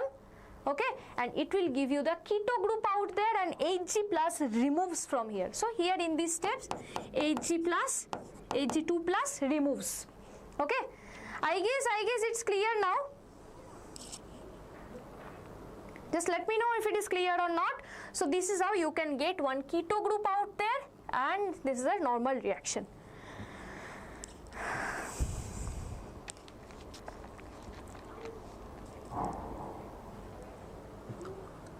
Just let me know if it is clear to you. Okay, can you please repeat? Okay, definitely I can repeat. See, Hg2 plus reacts with the ion unit, triple bond, fine, and it makes this type of compound, this type of mercury and carbon bond. Okay, this type of carbon mercury bond. Okay, now H2O attacks over here. Now you can ask me the question, ma'am, H2O can attack over here as well and here as well. Why it choose to attack here? Okay, H2 is a nucleophile. It will choose a nucleophilic center, yes or no? Yes. So now because of the presence of a benzene ring, this carbon is partially positive, right? That's the reason oxygen lone pair attacks here, not here. Here you can see, here I am having one plus I effect having group. So plus I will donate electron to this carbon will be electronically enriched. So why nucleophile will attack here? It will not attack. So nucleophile will attack here, this carbon, right? Then what will happen? This bond will be released because they have to maintain the valency as well, na? So this bond will be released. So Hg plus. Okay, now here OH2 plus is joined, right? Now what will happen? Here from the OH2 plus one hydrogen is released and it forms OH out there, right? Now here you can see one double bond and OH, one in group, one all. It is called enol, right? It's an enol. Now it will undergo keto-enol tautomerism. Keto-enol tautomerism means whenever you will be having this enol, it will go to the keto form because that is the most stable one. Okay, and mercury also lives in this particular system. Okay, so it takes the hydrogen from the media. From the media it takes the hydrogen, okay, and it leaves, Hg plus leaves the system and it forms a double bond over here. Okay, so this is a tautomerism step. Okay, so this is basically the keto-enol tautomerism. Okay, so now here someone is asking, can you please, yeah, too hard. Whenever I come up with the mechanism, students used to say it's too hard, ma'am, but they only wanted me to explain the mechanism. Okay, let me show you, my dear. Wait, just a minute. So from where I'm starting, let me just come back again. PH, C triple bond C, CH3. Okay. PH, C triple bond C, CH3. Okay. Whenever you are giving Hg2 plus in presence of H2SO4, H plus in H2O, then put the alcohol. Okay. So it will form something like C, here OH, here double bond, here hydrogen, CH3. Okay, this is the step where the scientist got stuck. Means alcohol can be added here. Alcohol will be added here. I told you the reason. Okay, so now what will happen? This is an enol functionality. It will undergo tautomerism. It will undergo ketoenol tautomerism. Hence, it will form PH, C, double bond O. Here it will come single bond, CH2, CH3. As simple as that. Now it's clear. Just tell me. Yatish, my dear, it's a clear explanation. This is the easiest way I can explain it. Okay, that was the entire mechanism. Sanjana asked me to explain this. So that's why I explained the entire mechanism. This is a simpler way you can target this. Okay. Yatish, just confirm me once if you understood or not. Okay. At first you just give mercury. It will come up with an alcohol in the intermediate carbon. Okay. The carbon that is inside. Okay. That will get the alcohol. Then one in, one all. It is an enol. Right. So it will undergo ketoenol tautomerism because keto is the most stable. Okay. So I guess it's clear. I'm going back. The screen will go. Okay. If you want to take a screenshot, you can take it. Okay. I guess it's clear now. Let's proceed further.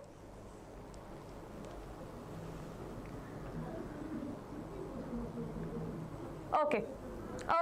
Okay, fine, very good. Okay, so now we were moving forward towards the part 2, that is the physical property and chemical properties. Okay, so physical properties we can just simply discuss about the boiling point and solubility, and in chemical properties so many reactions: nucleophilic addition, reduction, oxidation, reaction due to presence of alpha hydrogen, a few more reactions we can proceed with. Okay, so let's proceed. Here it is boiling point. Okay, so boiling points of alcohols is more than that of aldehydes and ketones, and then it comes to ether. What is the reason? Who can tell me the reason? Show me. Yes, my dear, OMDM reaction, it definitely comes to the KCET. Very important. Actually, if you want to give the KCET, Comet K, JEE Mains, NEET, JEE Advanced, whatever the examination, hydroboration, oxidation, oxymercuration, demercuration is very important, super important. Okay, the trick that where the OH will be added, it's very important actually. Okay, so yes, it's important, my dear. So yes, the reason for this, who can tell me first? So basically what happens in alcohol, they can form nicely hydrogen bond, right? As a result of this, you need more temperature to break those bonds. As a result of this, boiling point is high. Aldehyde ketone, possibility is lesser. Then ethers has no possibility to make the hydrogen bond. Okay, so this is one of the reason. Another thing is, yes, dipolar interaction can also be there. Okay, let's proceed further. Solubility, what I can tell is lower members means small aldehydes like methanol, this small 1 carbon 2 carbon system, they are miscible in water. Okay, because they can form the small hydrogen bond and thus they are miscible. But whenever it comes to the bigger chain, okay, higher order aldehydes and ketones, they are not miscible because of the hydrophobicity. Okay, long chain become non-polar, right? So that's why they are not miscible. So, and another thing, any aldehyde and ketone, they are fairly soluble in any organic solvent. Okay, like if you can take benzene, ethers, chloroform, okay, those organic solvent, if you take any aldehydes, any ketones, they are nicely soluble. Okay, I guess it's clear. Let's proceed. What you people are doing, are you making notes or you are just making fun? I don't know. Let's proceed. Okay, So here you can see chemical reaction of aldehydes and ketones. Here comes the fun. First is nucleophilic addition, reduction, oxidation, reaction due to alpha hydrogen and other reaction. So whenever it comes to the nucleophilic addition, student, please, whoever is diverted, please come back. It's going to be very vital. Addition of HCN. Next is addition of NaHSO3. Okay, very important. Addition of Grignard reagent. Okay, next is addition of alcohols. Okay, next is addition of ammonia and its derivatives. All the reactions are super important, my dear. Okay, next, reduction. Reduction, definitely aldehyde, how the reaction means oxidation reduction takes place. You can see if you are having normal this, let's say CH3 unit, okay, it will get one step oxidation, okay, it will form CH2OH. Further oxidation if you proceed, it will give you aldehyde. Okay, further oxidation if you do, it will give you, it will give you the carboxylic acid. Okay, this is how the process comes. So if you want to go back, you have to do reduction from here to here, reduction from there to there, reduction. Back you want to go reduction, like that. Okay. Yeah, definitely I will show the map, my dear. Okay, let's proceed. Reduction to the hydrocarbon. Yes, so definitely you are starting from the aldehyde. You are starting from here, right? From here to alcohol you can come. From here to hydrocarbon also you can come, right? Next, oxidation, Tollens test, Felling's test. Super important. Next, oxidation of methyl ketones. Okay, that is the halo form. Yes. All three are super important. Next you can see due to alpha hydrogen. So due to alpha hydrogen it will come as aldol condensation. Next, cross aldol, it's a part of aldol itself. Next, other reaction, it is Cannizzaro reaction. Okay, and electrophilic substitution. Okay, this is the entire roadmap. You can see lazy people can take a screenshot out there. This is the entire roadmap of the chemical reaction. First we will go segment wise, okay. First we will do nucleophilic addition, then reduction, oxidation, all of them we will do. Let's proceed with the first one, nucleophilic addition. Okay, so nucleophilic addition, I guess you remember addition of HCN, super important, NaHSO3, Grignard reagent, alcohols, and ammonia and its derivative. Let's proceed. We will proceed with 1, 2, 3, 4, 5. 5 reaction at first. Okay, let's see. Okay. Let's say I have to come up with C double bond O.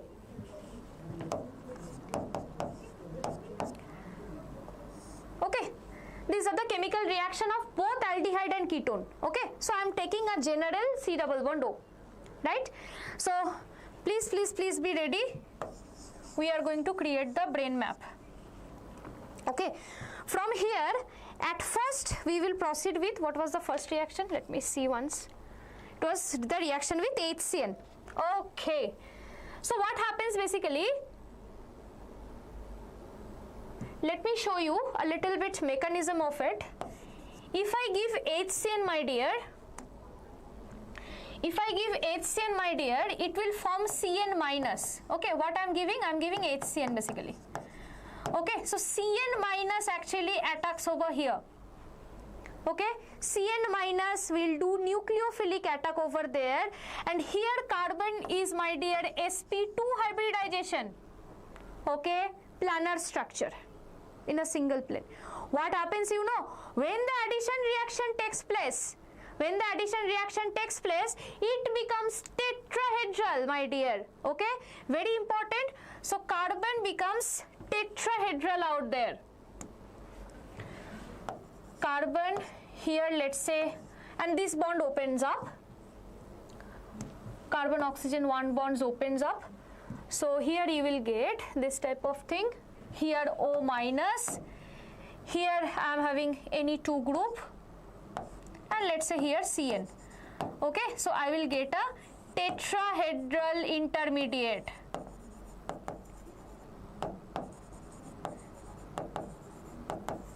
Okay, and tetrahedral intermediate in the sense the hybridization also changes. Now the hybridization is sp3. Okay, let's proceed further. Now what happens? Basically it takes up the H plus from the medium, okay, and it forms this type of compound.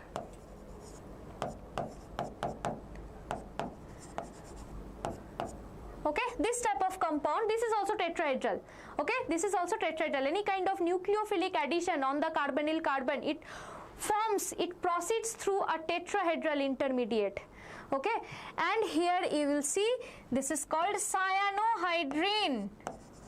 Cyanohydrin, same carbon containing one OH group and one CN group. One OH group, one CN group is called cyanohydrin. Yes, let's proceed further. Next we can show NaHSO3 reaction. Okay, it is also very much important. That is also one, you know, nucleophilic addition reaction. Okay, so basically what happens here? Here also one tetrahedral intermediate is generated. See, here you will get ONA, and here you will get HSO3. HSO3, they actually attack from the oxygen end. Okay, and here what happens? One more step here. They do proton transfer. They do proton transfer and they come up with this thing.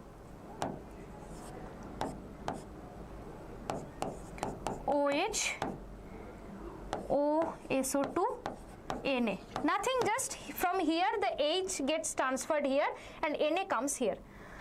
Okay, so here why this reaction is important? Okay, so why this thing is important, let me just tell you, my dear. Let's say if your aldehyde and ketone is mixed, how will you separate them? If your aldehyde and ketone is mixed, then how will you separate them? You can separate them using NaHSO3. Okay, you can use NaHSO3. So what basically happen, whenever you are having the mixture of aldehyde and ketone, NaHSO3 will selectively attack on the aldehyde, because aldehyde is more reactive than that of the ketone because of the steric factor that I already told you. Okay, so NaHSO3 selectively react on the aldehyde and it will form this type of compound, right? So this type of compound are water soluble. Right, this compound, this particular compound is water soluble. So once the reaction is done, you are having the reaction mixture, you can separate it out. Okay, and whatever the precipitation, you can keep it. So in your water solution, this particular compound will be there, and this particular compound came out because of the aldehyde only, right? And whatever it is the precipitation portion, it was ketone. Now from here, how you should come back to the aldehyde? Give some dilute alkali to it. Give some dilute alkali to it. It will come back to the aldehyde once again. So this is how you can purify aldehyde from the mixture of ketone. Okay. So this particular thing, NaHSO3, this is important for the purification purpose. Okay. Very important. I guess it's clear. Okay. I can see Nishant. Second preparatory is postponed or not, ma'am? It depends like in which institution you are. In some institution I can see the second preparatory is going on, in some institution it's not going on actually. So it depends upon your institution, my dear. Okay, let's proceed further. Okay, so here let's proceed. Okay, let me just check. I guess it was Grignard reagent. Let's proceed with that anyway. We have to do it. We can give R MgBr, let's say R prime, MgX, then you can come up with the product OH. See here OH, here, and here you can get the R prime. Okay, you can get alcohol out of it. Okay, next let's proceed further. This particular thing, if it reacts with alcohol, right? If these things reacts with alcohol, very important reaction for the KCET. Whoever is preparing for the KCET, please look into it. Once I'm reacting it with the alcohol, then I'm getting the product something like this. See, one end I will get OH, and another one end I will get R prime. You know, this is called hemiacetal. This is called hemiacetal. Okay, if you are starting from an aldehyde, if you are starting from the aldehyde, if you are starting from the ketone, you can call it hemiketal. You can call it hemiketal. Okay, further, once again, if you treat it with alcohol, again let's say I am treating it with R prime OH, same alcohol. Okay, then I will end up with, I will end up with C, here OR prime, here OR prime, here just normal bond. This is called acetal. This is called acetal. If you are starting from the aldehyde, it is acetal. If you are starting from ketone, it is ketal. Okay, very, very important thing. Previous year question came from this particular zone. Okay, acetal and ketal. Okay, I guess it's clear. Let's proceed further. Let's give some ammonia derivative. Okay, let's give some ammonia derivative. Ammonia derivative means just remove one hand. Just remove one hand from ammonia with some group. Okay, let me just assume some random group. Let it be Z. Okay, so here you can see I am having H2N. Let it be Z. One hand I removed with a any kind of group. Okay, so let it be Z. Okay, so now from here I can get this type of compound. Very important, just look at that. I can get this type of compound C, here OH, here I can get NHZ, here bonds. Okay, now from here it can be converted to, from here it can get converted to C double bond N Z, this.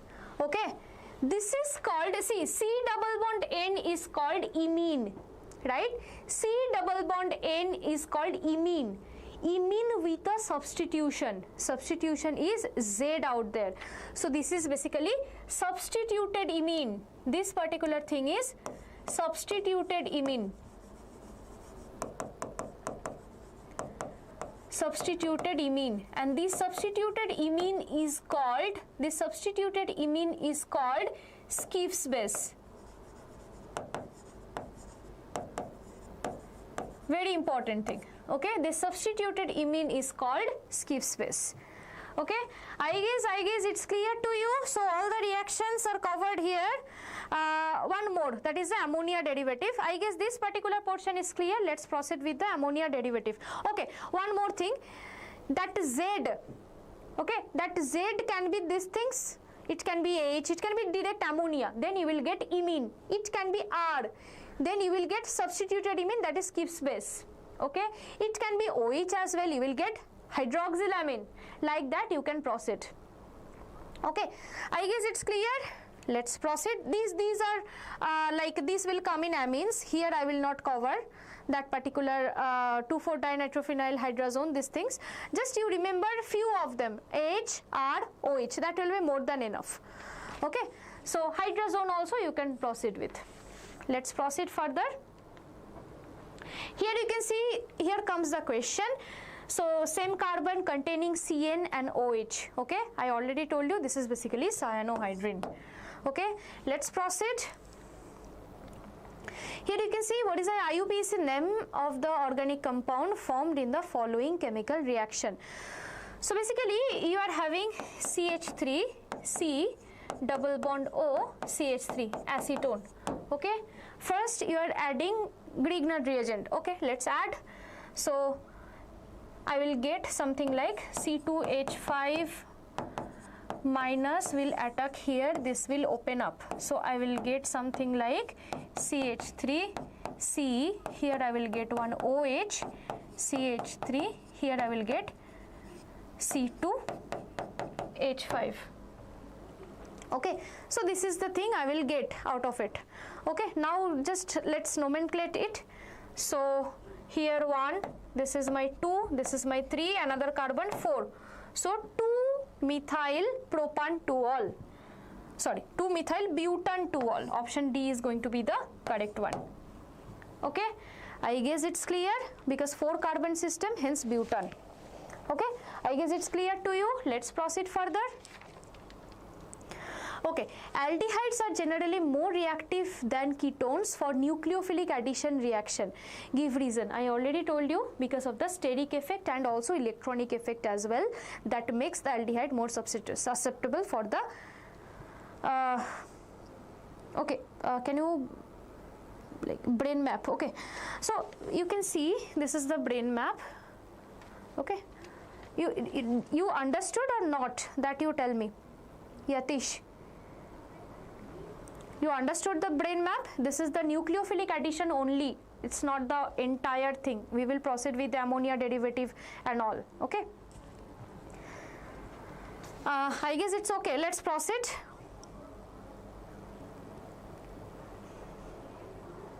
Okay, next question you can see benzaldehyde is less reactive towards nucleophilic addition reaction, gives reason. So reason is the benzene ring itself. Okay, benzene ring actually gives enough supply of electron, then how carbon can be nucleophilic, right?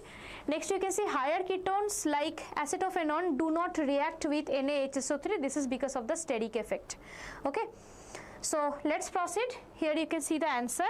So first one is definitely the steric effect and electronic effect. Next question you can see because of the resonance. Okay, because of the resonance, the carbon monoxide, the carbon becomes electronegative. Not electronegative, it gets enough supply of electron. So why the nucleophile will attack on the electron enriched system, right? So this is the thing. Next question, this is a C, and that is actually the higher groups are having the bulkier units that prevents the attack. Okay, let's proceed. These are the answers. I guess it's clear to you. Okay, so here comes the KCET questions out there. So the general name of the compound by the reaction between aldehyde and alcohol. So aldehyde and alcohol's reaction I showed, that is basically it forms acetal. Okay, let's proceed. Propanone and propanal. So this question is not really related to the chapter. You can just consider it as an isomers. Okay, so definitely they are going to be functional group isomers. Okay, one is ketone, another one is aldehyde. Okay, let's proceed. The formation of cyanohydrin, did you see that it is a target zone for the KCET? Okay, cyanohydrin formation, it's very important. Okay, cyanohydrin from a ketone is an example of nucleophilic addition reaction, right? Substitution, don't do it, it's an addition reaction. Okay, let's proceed. Okay, next we will proceed with the reduction. Okay, so in reduction, what are the things? You can see reduction to alcohols first, and then we can come up with reduction to hydrocarbons. Okay, so in reduction to hydrocarbons, it comes up with Wolff-Kishner and Clemenson. Okay, so let's proceed. Reaction to alcohol is very simple. I am showing it here itself. So basically, let's say if you are having this type of unit, okay, just put some lithium aluminium hydride over there. Okay, the reagent you need out there is lithium aluminium hydride. Okay, or you can use NaBH4, sodium borohydride. Okay, it can reduce aldehyde and ketone to alcohols. Okay, you can get the alcohols as a product.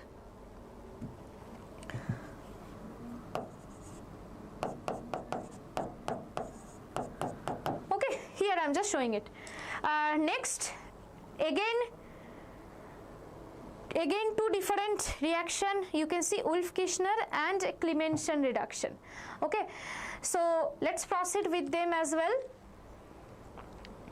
So here you can see, let's say I am having carbonyl, let's just make it as a brain map, C double bond O, both the case I will get the same product actually.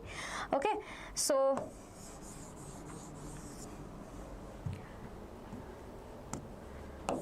first let me just give a hydrogen to it.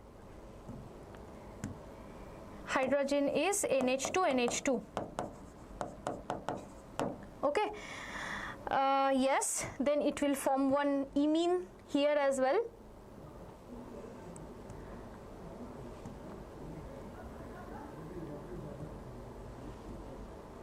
It will form this. See, this particular thing we actually covered. If you can tell me the name of this particular thing, then I will be very much happy. See, this thing is imine, it is a substituted imine, right?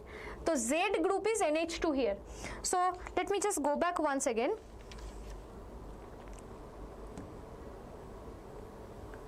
Let me just go back once again. If the Z group is NH2, okay, it will form this type of thing, it is called hydrazone. Okay, so important thing, remember for the KCET purpose. Okay, so here you can see where I was here.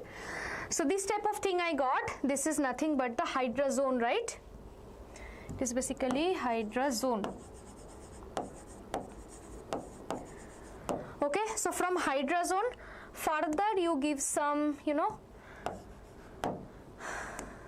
KOH in ethylene glycol, that is the reagent, KOH in ethylene glycol.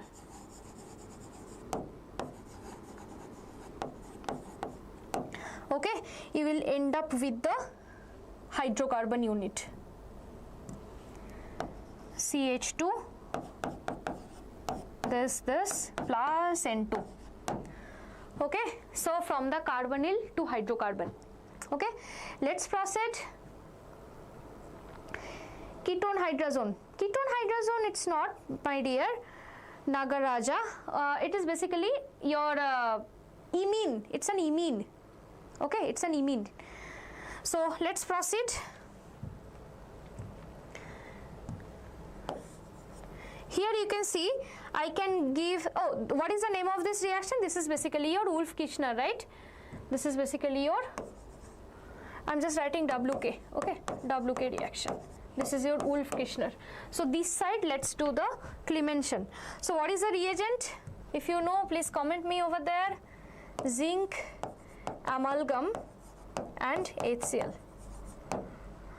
Okay, so this is basically will give you CH2 plus H2. Okay, so the name of this reaction is also, here you can see Wolff-Kishner, sorry, Clemmensen. I'm just writing Clemmensen reaction, C reaction. Okay, I guess it's clear to you. I guess it's clear to you. Let's proceed. These are the process, reduction process only. Okay, oxidation also we will come up. So lazy people, please take a screenshot the way you do. Let's proceed. Here you can see some question. The reagent used to convert carbonyl compound to hydrocarbon. So definitely I don't have to tell you now. This is zinc amalgam and HCl. Okay. So next question you can see, what is a Clemmensen reduction? Give one example. Wolff-Kishner. Very, very important these are. Please don't avoid this. Okay, next is name the reagent used for the characterization of aldehydes and ketones. So here you can see the first thing, Clemmensen reduction. Next is the aldehyde. This is also something I showed. And this reaction I will come up, okay, that 2,4-DNP reaction, that is it is used for the characterization of aldehyde and ketone, that I will come up. Okay, let's proceed. Oxidation reaction. Okay, so oxidation, it will come up with the tolerance test, Felings test, and oxidation of methyl ketones. Okay, so let's do one by one. So many things I have to tell here, listen properly. Sometimes they ask to write short note on individual test like Felings test and tolerance test. So let me just take one aldehyde group. Okay, first if I give Cu2 plus over here in presence of OH minus, okay, I will get that aldehydic unit will be oxidized and I will get carboxylate unit RCOO minus. Along with that I will get some precipitation of Cu2O plus water. Okay, this is a precipitation and that is of brick red color. Okay, so this particular thing, if you see, it is basically the Felings test.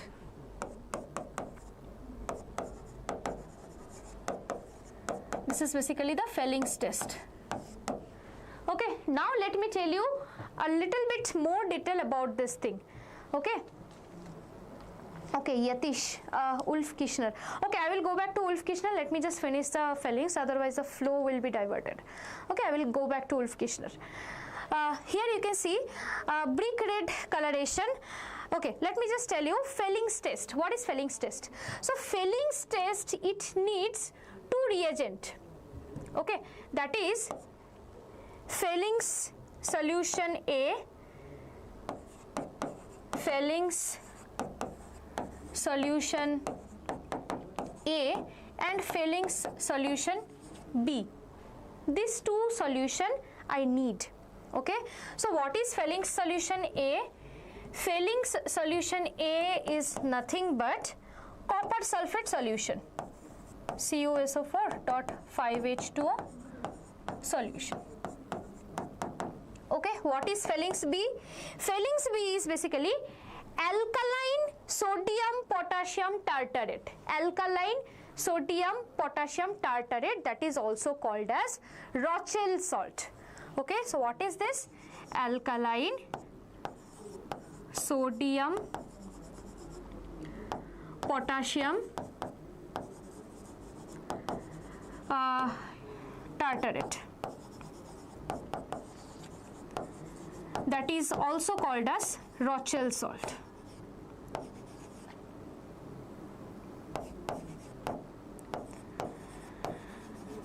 Okay, now if you combine them, okay, if you just combine them in 1:1 ratio, if you combine them in 1:1 ratio, okay, you will get a deep blue coloration. You will get, means Felings A plus Felings B 1:1, if you mix, you will get a deep blue coloration, deep blue solution. Okay, right? Now this deep blue solution, if you pour in your aldehyde, if this deep blue solution, if you pour in your aldehyde, you will get something of brick red colored. You will get something of brick red coloration. Okay, you will get something of brick red coloration, and that will tell you, yes, my solution is containing some aldehyde. Okay, so this is the proof. This is the entire Felings test. So Felings solution A, Felings solution B. Felings solution A is copper sulfate. You have kept in a separate let's say test tube. In another test tube you made some sodium potassium tartarate solution. Now mix A and B solution in 1:1 ratio, you will get a deep blue solution. In that deep blue solution you have your aldehyde, right? You put your aldehyde compound, you will get the brick red colored precipitation from here because of the formation of Cu2O. I guess it's clear, and that will tell you yes, your compound contains aldehyde. Okay. Okay, let me just proceed with another thing, that is your Tollens reagent. Okay, that is basically ammoniacal silver nitrate. Okay, so you can write it directly, right? Ag NH3 whole twice. This is plus. So alkaline medium you need. Okay, the product that will get out of it. The product that you will get out of it is RCOO minus plus silver precipitation, okay, plus smell of ammonia plus water. Okay, so what is this? This is basically silver mirror precipitation. Silver mirror PPT. Okay, so this particular reagent, let me just tell you, this particular reagent, what we actually use, that is basically ammoniacal silver nitrate. If anyone asks you like what is the reagent for the Tollens reagent, Tollens reaction, then you can say ammoniacal silver nitrate. Okay, I guess it's clear to you. Okay, this is entire Fellings test, and that is Tollens.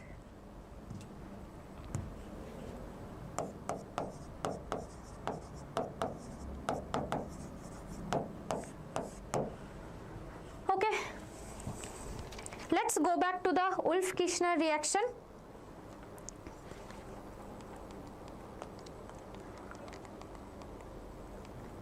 Okay, so here in the Wolff-Kishner reaction, what I did basically, I am having any carbonyl unit, maybe aldehyde, maybe ketone. Okay, so this thing will react with, this is a substituted ammonia, my dear.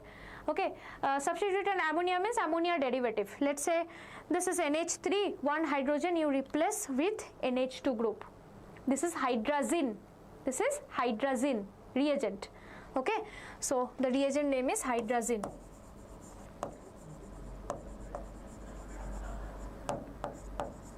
Okay, if you give hydrazine, then it will make substituted imine. It will make substituted imine. Imine means carbon double bond nitrogen. That particular functionality is called imine. Okay, so in case of this Z, this functionality, I am having the NH2 group. So whenever the functionality is NH2, along with imine I am having NH2. It is called hydrazone, my dear. Okay, now from the hydrazone, if you give KOH in ethylene glycol medium, then you will end up with CH2. This entire thing will go and you will get the CH2. Entire thing will go in the form of nitrogen gas. This is the Wolff-Kishner reaction, as simple as that. Okay, I guess it's clear to you, my dear. Just let me know if you understood this or not.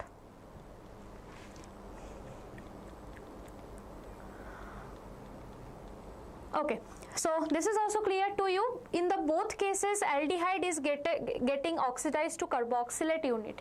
That's why it's an oxidation reaction. Okay, let's proceed further. Here you can see one question, previous year question. An organic compound X gives a red precipitate on heating with Fehling solution. Which one of the following reaction yields X as a major product? Okay, HCHO. Okay, definitely I have to find out in which case I will get the aldehyde, because aldehyde will only react with the Fehling solution and it will give me the particular thing, right? Let's red precipitation. So let's see. So I'm having HCHO, right? CH3 Mgb here, so CH3 minus I'm having, so CH3 minus, if it attacks over here, I'm getting HC, here I'm having OH, here I'm having hydrogen, here I'm having CH3. So no, I will get some CH3 CH2 OH, CH3 CH2 OH. So it will not give, right? Which will give the precipitation? Only the aldehyde. I have to check in which case the aldehyde will be formed. Here, next case, it will be C2H5OH. This will also not give. For this case, it will form an ether, C2H5 oxygen, C2H5. Ether will also not give. Okay, but final this case, you can see this is oxymercuration, demercuration. Okay, let me show you the reaction once again. C double bond C, like this, normal, simple, symmetrical ethene, right? So one OH will be added here, right? So you can see one OH will be added here, and here it is like that. One hydrogen will be added here. Okay, so sorry, it's ethine, my bad.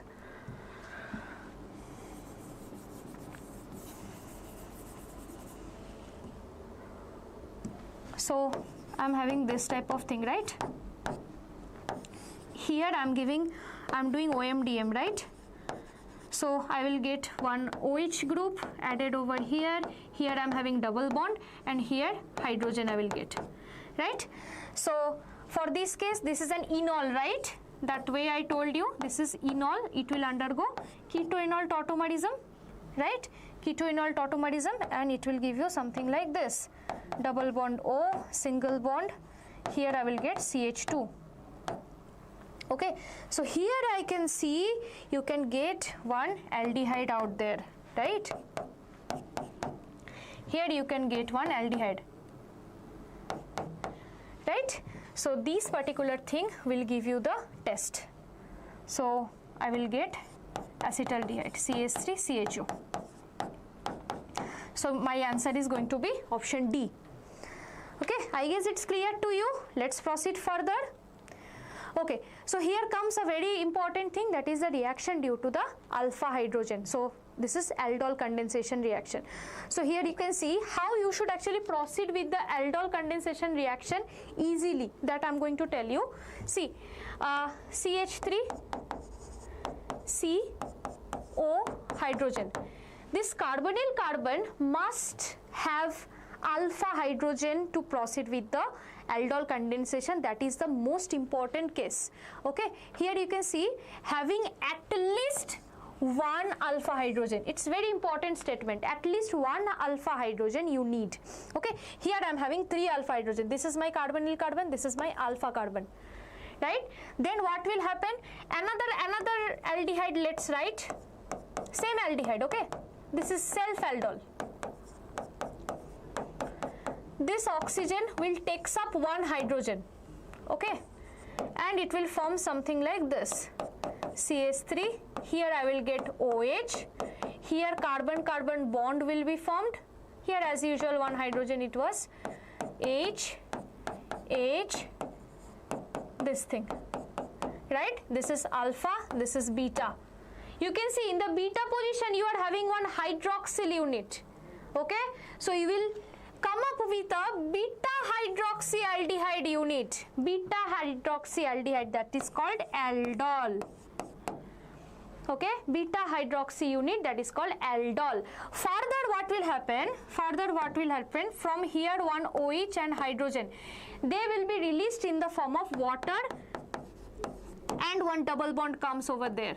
So CH3CH double bond CH, here aldehyde, right? You can see in between alpha and beta you are having one double bond. So you can call it alpha beta unsaturated carbonyl. Alpha beta unsaturated carbonyl you can only get out of aldol reaction.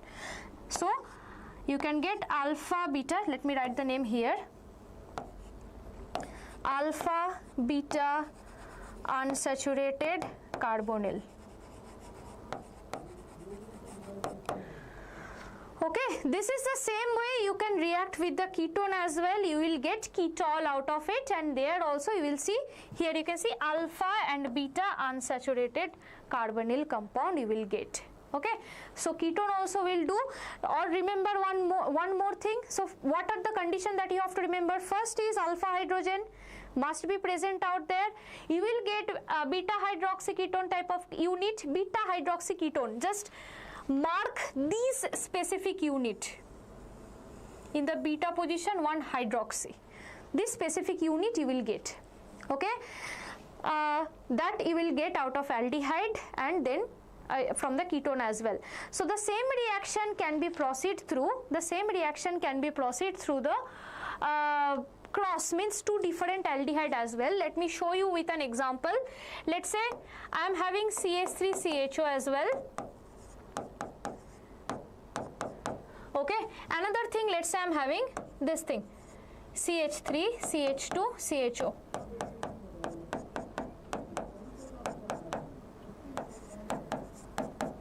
Okay, so this will take 1 hydrogen from here. As a result of this, bond will be formed, CH3C. Here I will get OH as usual, 1 hydrogen present, single bond. This carbon with 2 hydrogen, CH2. Then you can see here I am having this thing. 1 carbon more I did, wait.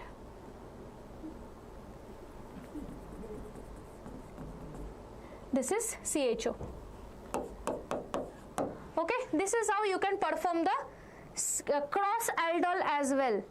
Okay, so this particular thing you can proceed with the cross aldol as well. Okay, again, can you explain again the condensation reaction? Yes, sure, why not? So here you can see, for this particular case, you can have 1 aldehyde, another aldehyde, right? So this oxygen will takes up this hydrogen, right? It will takes up this hydrogen. As a result of this, this oxygen will be OH, right? And this carbon will make the bond, like that. Okay, this will make the bond. So you can see carbonyl will be as it is. So carbonyl, this is alpha carbon, this is beta carbon. In the beta carbon I am having 1 OH. So this is beta hydroxy carbonyl. See, beta hydroxy, here it is not written, but finally you will end up with the beta hydroxy aldehyde. Okay, beta hydroxy aldehyde is given. You can see it is aldehyde. If you are doing it from the ketone, then you will get ketone. Okay, beta hydroxy aldehyde. Okay, so beta hydroxy carbonyl, further if it releases 1 unit of water on being given heat, then you will get alpha beta unsaturated carbonyl compound. That is the main thing. Okay, so this is the aldol condensation product. Okay, so this particular thing you can proceed with the same aldehydic unit and 2 different aldehydic unit as well. Same aldehydic unit, then it is self aldol. 2 different aldehydic unit, crossed aldol. Okay, I guess it's clear now. Let's proceed. This is your Cannizzaro reaction, other reaction. So in Cannizzaro reaction, what is the primary condition? It should not have any alpha hydrogen. In aldol, you must need an alpha hydrogen, but in Cannizzaro, you should not have any alpha hydrogen. Remember that. Okay, it will undergo auto oxidation and reduction. Okay, means disproportionation reaction at the time. Okay, so basically this reaction was discovered by Cannizzaro when he was 17 years age. Okay, so 17 years age, this reaction means at that time it was very early, actually 18th century. That time the oxidation reduction concept was not itself cleared, and that particular scientist got Nobel Prize because of this reaction, same times oxidation and reduction reaction. Okay, but later on this particular scientist came out of the research field, and he was more interested in he was from Italy actually, he was more interested in the economics.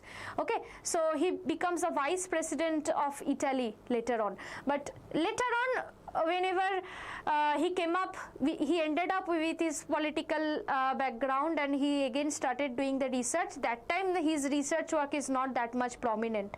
Okay, so in that time he had one more student, brilliant student, Tishenko. Okay, whoever among you are going for the JEE Mains, JEE Advanced, they must have known this Tishenko reaction. So like that is another different story. I will definitely tell you in another class. Okay, so that is the thing. Just a small thing I shared. This is the thing. Formaldehyde, you can see whenever you are having an aldehyde without any enolizable hydrogen, means without any alpha hydrogen present in it, then you will end up with aldehyde. If it gets reduced, it will form alcohol. If it gets oxidized, it will form carboxylate, right? So you will get one alcohol and you will get one carboxylate. Okay, so similar, you can see benzaldehyde, it is having no alpha hydrogen at all, right? It will react with concentrated NaOH. Okay, remember aldol condensation reaction was done in the dilute NaOH. Here it is concentrated NaOH. Okay, it will come up with the benzyl alcohol and sodium benzoate. Okay, I guess it's clear to you. Let's proceed further. Okay, so you can see the question, this type of question comes, what is aldol condensation? Give an example. I guess I don't have to tell you this thing now. What is Cannizzaro reaction? Give an example. Which type of aldehyde? I also told this, it should not have any enolizable hydrogen. Next is, why acetaldehyde does not undergo Cannizzaro reaction? Acetaldehyde is having the alpha hydrogen. Acetaldehyde, if I draw the structure, CH3, COH, right? It is having 3 alpha hydrogen, right? So it will undergo aldol, not Cannizzaro. Let's proceed. So for the lazy people, here you can see the screenshot. You can take the screenshot out there. I guess it's clear. Now let's proceed one question. That is a KCET question. You can see. Okay. Okay, so let me just go back once again. One thing I forgot to tell. Wait. Here I discussed about the oxidation reaction, but one more oxidation thing that I need to tell, that is the haloform test. Okay, haloform, it's very important actually. Okay, if it comes, then I will tell. It's a part of the oxidation only. If it comes during the course of study, we will discuss. Okay. Okay, so here comes one question from the KCET. So let's do it.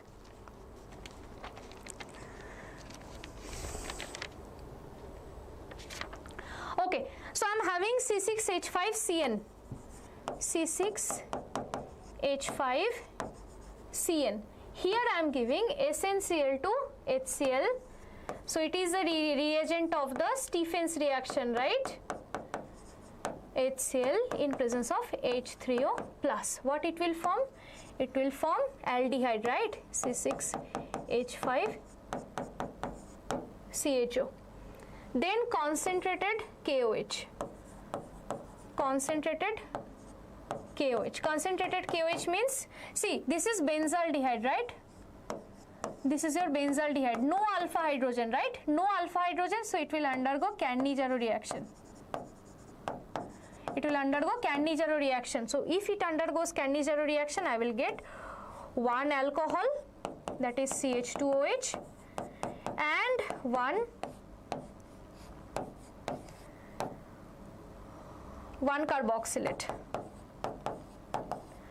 right? So what is the question? Formation of X, formation of Y and Z are known by. Okay, the name of the reaction I have to tell. So definitely it is a Stephens reaction and Cannizzaro reaction. I guess it's clear now. Let's proceed further. Okay, the test to differentiate between pentan 2-on and pentan 3-on. Okay, finally I got the chance to discuss the haloform. It's a part of oxidation reaction only. Okay, so basically what happens, let me just tell you haloform test. Okay, so if you are having methyl ketone unit, means COCH3, okay, this particular unit, okay, this particular unit, and if you treat it with NaOX. Okay, NaOX, then it will be oxidized to RCOO minus Na plus, it's a salt, plus CHX3. This CHX3 is called haloform. This CHX3 is called haloform. Now you know what? If same thing, means any compound with this methyl ketone, if you treat it with sodium iodate, means this halogen must be iodine. The halogen must be iodine. Okay, then you have RCO, this is as it is, O minus Na plus, then this haloform is iodoform, CHI3, and you know it is of yellow colored. So you will get one yellow PPT out of it. Okay, so that is the characteristic test that will tell you your compound is containing one methyl ketone group. Okay, that yellow precipitation with sodium iodate. Okay, now let's say what are the compounds? Pentan-2-one. So pentan in the 2 position I am having one. Okay, and another one is pentan-3-one.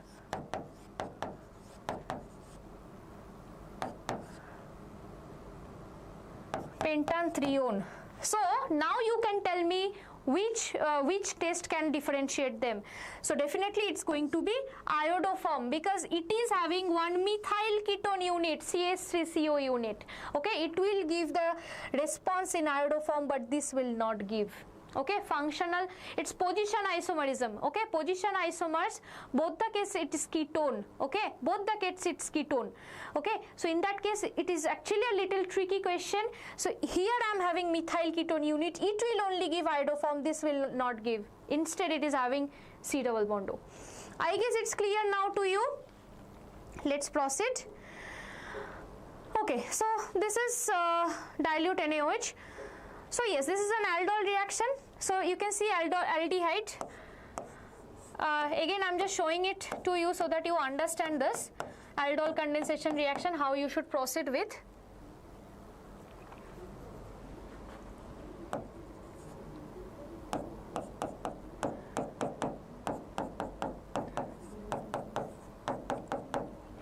This will takes up this hydrogen. So you will get something like,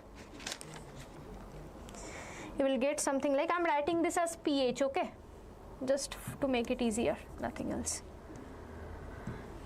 So pH, here C, here oxygen, this oxygen, Yatish, you just understand, you just look at this once again, aldol condensation here also, because dilute NaOH is the reagent over here.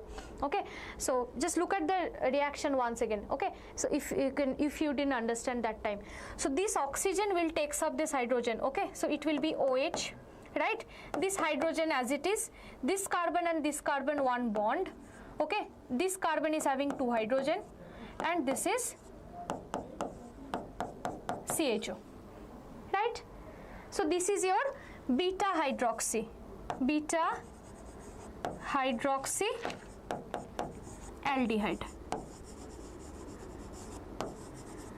Okay, now what will happen? Further you heat this. Heat, whenever you are heating, then from here one OH, from this carbon one hydrogen will be released in the form of water. Okay, so once the water will be released, then it will form something PH C CH double bond CH C OH. Okay, this is, you can see this is my alpha, this is beta. So alpha beta unsaturated aldehyde. Okay, I guess you understood this time. So you can just check what is the product. I guess it's B. Yes, it's B. I guess it's clear to you now. Let's proceed. Just let me know if you understood this or not. Okay, next compound, carbonyl compound that does not undergo aldol condensation. Very important question, okay? So, does not undergo aldol condensation means you have to check for the compound which is not having any kind of alpha hydrogen. So, if you just look at trichloroacetaldehyde, okay, it is basically looks like this, Cl, Cl, Cl, and here you are having CHO. See, this is the alpha carbon, no alpha hydrogen. So it will not undergo aldol condensation. Okay, I guess it's clear. Let's proceed further. Okay, H2PDBSO4, then Q, concentrated NaOH, dilute HCl. Okay, fine. So first you can see R&S will give you benzyl benzoate. Okay, so basically R&S, you know, benzyl benzoate, how it looks like, you can see.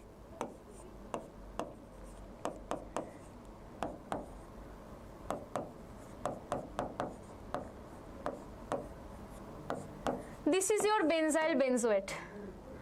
Okay, so from where it comes, you know, it comes by reacting this. I'm just doing some back calculation. Okay, and here you will get an alcohol.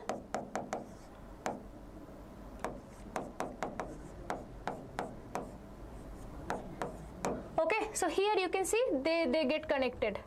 Okay, 1 unit of water is released. From here you will get benzyl benzoate, this type of compound.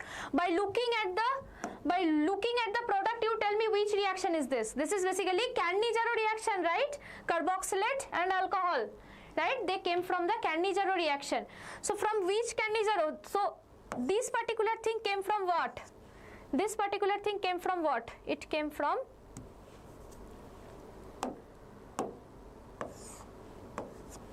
from this benzaldehyde, right?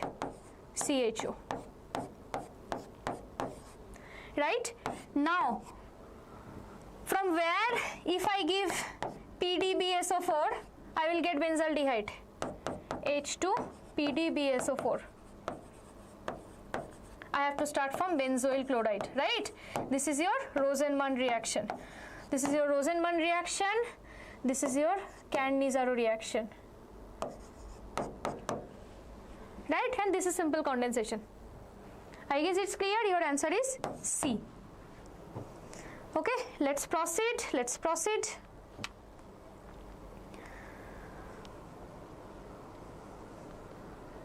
Okay, next you can see another reaction, sequential reaction. These are very important actually, huh? CH3 beer. You are having CH3 beer. If I give KCN, I will end up with CH3 CN, right? CH3CN, if I give H3O plus, it will be hydrolyzed. Okay, it will be hydrolyzed to give you CH3COOH. Okay, further if you give LiAlH4, lithium aluminium hydride, it will come up to the alcohol, CH3CH2OH. So option B is the correct one. Condensation, okay. Dekho, just let me go back to a simple slide. Okay, I'm just telling you the condensation reaction. You can see, let's say if you are having, let's say CH3COH, two aldehyde, two same aldehyde I am taking. Another aldehyde I am just splitting it like this. Okay, this oxygen will takes up one hydrogen. Okay, so I will get something like this, CH3, here C, here you can see OH, here this carbon and this carbon will make the bond. Hydrogen was by default there. Okay, this carbon is having two hydrogen, CH2, this is C double bond O, this is hydrogen. So here you can see this is alpha, this is beta. So this is basically beta hydroxy, this is beta hydroxy aldehyde. Right, this is one of the product. Further, if you heat, okay, then what happens? Let me just break it down a little bit.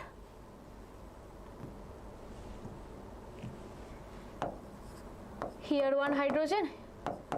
Okay, so basically this hydrogen bond jumps here, and this hydrogen and this OH, they release in the form of water. Okay, as a result of this you will get CH3, CH double bond, CH, C double bond O, H. This is your final product. This is, you can see it is alpha, it is beta. So it is basically alpha beta unsaturated carbonyl or aldehyde, whatever. Okay, so this is your final product. This is the condensation reaction. Very simple, my dear. Okay, let's, I guess it's clear to you, Yatish. Can you please respond? Let me just go back. Okay, I guess this thing is clear. Let's proceed. Here we are going to start the carboxylic acid part. Okay, so in the carboxylic acid we will study little bit nomenclature, though it's not that much important. Structure, preparation. Okay, in preparation we will study from the 1 degree alcohol, from alkyl benzene, from nitriles and amides, from Grignard reagent, from acyl halide and anhydride, from esters. These are the process we can proceed. Okay, again we will create the brain map. I guess it will be clear to you. Okay, next these are the nomenclature, just the basic thing, the common name you remember: formic acid, acetic acid, oxalic acid. These are the important thing that usually it comes. Okay, Yatish, thank you so much. Let's proceed. These are few things. This is phthalic acid that you have to remember, benzoic acid and all. That's it. Okay, so here comes the structure. Okay, so carboxylic acid, that is basically it exists in a like, you know, charge separated version, you can say, or resonating structure. Okay, this oxygen double bond can opens up, and this can come like this, lone pair can jumps over here. Okay, so you can see 3 resonating structure is possible out there. Okay, so this carboxylic carbon, that's why it is less electrophilic than that of the than any carbonyl carbon, right? This is just because of the resonance out there. Okay, because resonance is giving electron supply. Okay, let's proceed. Here you can see the preparation. So preparation, again we are going to prepare a brain map out there. So first we will proceed with the 1 degree alcohol and aldehyde, next alkyl benzene, next from nitriles and amides, next from the Grignard reagent, next from the acyl halide and anhydride, and next from the esters. Let's proceed. Okay, so here you can see I have to come up with RCOOH. Sorry, OH, huh? This is hydrogen. Okay, wait.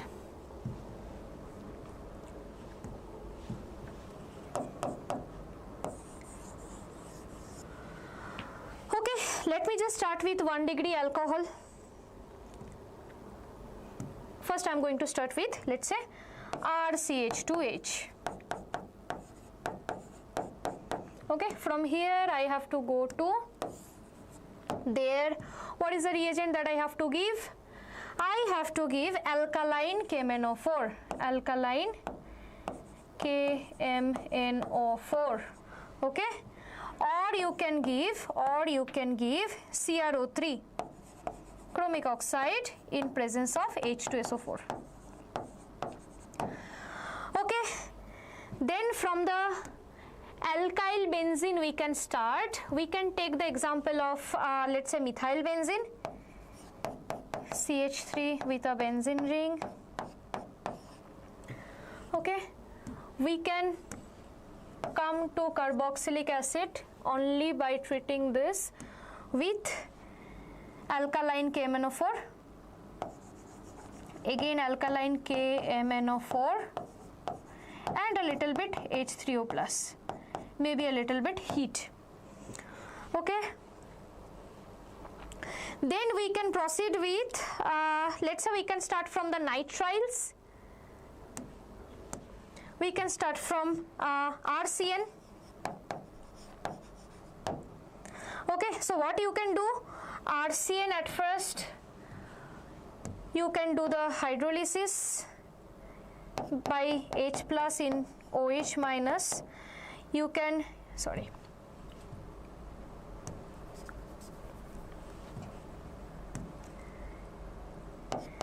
H plus in OH minus, you can give some heat and you can get the product, that is RCO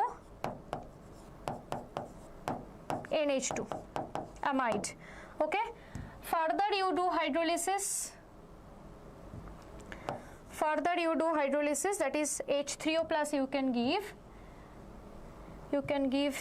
H3O plus and heat, you will end up with the carboxylic acid. Means if you are having RCN, simply just do hydrolysis.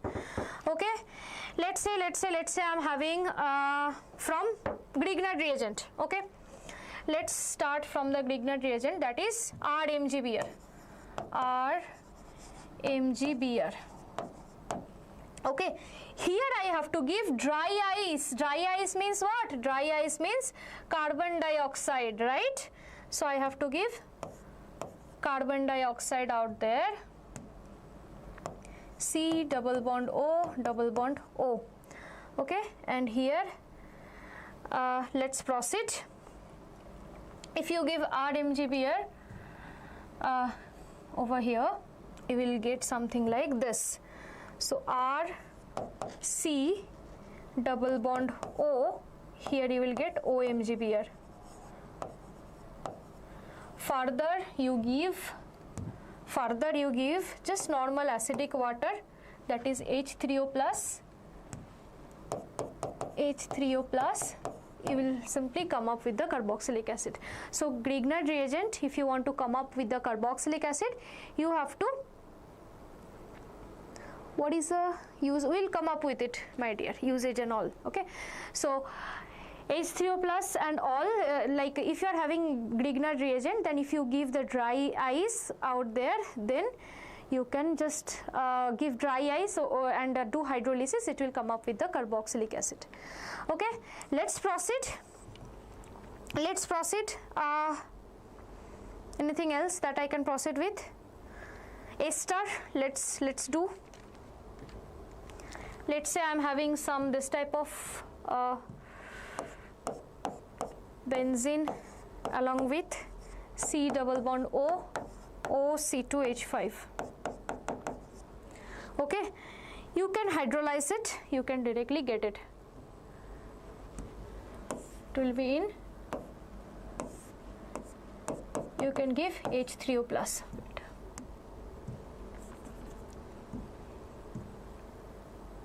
You can give H3O plus. Okay, next, any other thing that we missed? Acyl halide and anhydride. Okay, from ester we did, acyl halide we have to do, that is RCOCl, right? We can start from RCOCl. So how I should come up? I can simply give water. I can simply give water to it.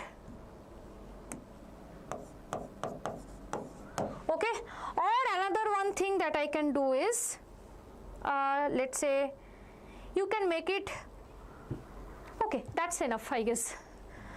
So these are the all things. From the anhydride also, if you give the water, you will actually end up with the carboxylic acid. Okay, I guess it's clear to you. Okay, Taharin, thank you for making me like remember. Please take a sip of water. Then we will definitely come up with the usage of aldehydes and ketones. We usually don't question from that end, it doesn't come. Okay, mainly the aldehydes and ketones, they are used in the perfumery and all. More usage we will come up with. Just make a note of it. Then we will come up with the chemical reactions and all.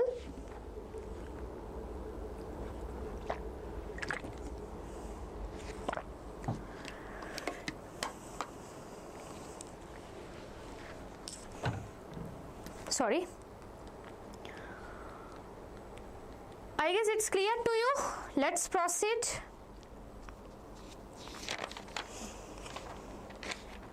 Okay, some question you can see. What is the common name of the simplest dicarboxylic acid? So dicarboxylic acid, the simplest one is the oxalic acid. This is basically this one. COH, COH. Okay, next question. Okay, here we will proceed with the physical properties and the chemical reactions. Okay, so the chemical reaction, you can see physical property we will discuss the boiling points and all. The chemical reaction, these are the things we will discuss one by one. Okay, so this is the physical property. You can see boiling point. So carboxylic acids are definitely higher boiling liquids than that of the aldehydes and ketones. They are of comparable molecular mass. If you see, they are having, carboxylic acids are having very high boiling point. Okay, this is because of the association, intermolecular hydrogen bonding. Okay, they sometimes form the dimers. Okay, now solubility, if you just see, the solubility decreases with increase the number of carbon atoms. It's very common because alkyl ring, if it becomes very big alkyl chain, then hydrophobicity increases, right? As a result of this, it becomes less soluble in water. Let's proceed. Chemical reaction. So chemical reaction, when it comes, we can separate, we can split it in three parts. One is the cleavage of OH. See, you can see carboxylic acid, if I just write it properly. Okay, so one thing I can do, I can cleave this bond, right? I can cleave this bond.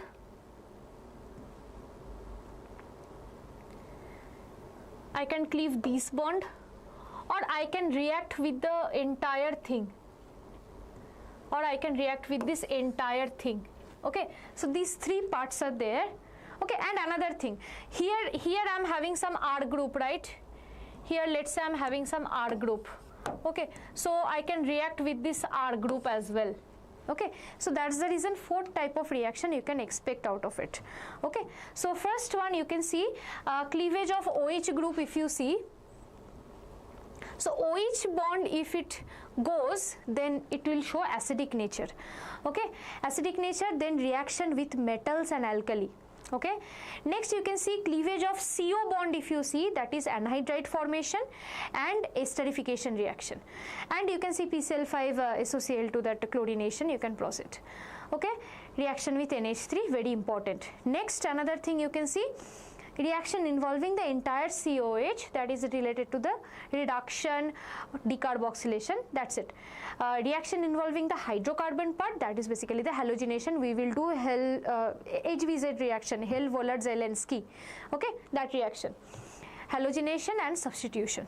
Okay, I guess here these reactions will come 1, 2, 3, 4, 5, 6, 7, 8, 9, 10 more reactions. Okay, now again we will make a brain map, so that in individual part we will make the brain map so that it will be clear to you. Let's proceed. Here you can see, first we will proceed with the cleavage of OH bond. Here definitely acidic nature and reaction with metals and alkalis. So here you can see very important thing, like acidic nature of carboxylic acid, it depends upon definitely it is more acidic than that of phenol, and if it is attached with some electron withdrawing group, if that particular carboxylic acid unit is attached with any kind of electron withdrawing group, then acidity will increase. Okay, so this is the trend of the electron withdrawing nature. CF3 is having the maximum electron withdrawing power, so it withdraws the electron from this oxygen, and that oxygen hydrogen bond breaks, hydrogen releases. Okay, acidity increases. So here you can see the entire trend. I insist you people to note it down or to take the screenshot, okay, because this particular thing is going to be very, very important. CF3CHHC, highest electron withdrawing group is present over there, maximum electron withdrawing effect, hence this is highly acidic. And then Cl3, CHCl2, as the electron withdrawing tendency decreases, then the acidity also decreases. I guess it's clear. Now reaction with metals, that also you can see this particular thing, it reacts with the sodium metal directly to form the sodium salt of it. Okay, and here also it will react the NaOH in the same way, it will make the salt, because this is an acid, this is a base, acid base reaction. NaHSO3, that is also an acid base reaction, but you will get CO out of it. Okay, I guess it's clear, very easy. Let's proceed with the cleavage of CO bond. Okay, cleavage of CO bond, first we will proceed with the anhydride formation, next we will proceed with the esterification, reaction with PCl5, PCl3, SOCl2, next reaction with ammonia. Okay, let's proceed one by one with it. Okay, so first we will see the anhydride formation. So let me just take two same carboxylic acid unit. Let's say I am having CH3, C double bond O, here OH, plus another same thing.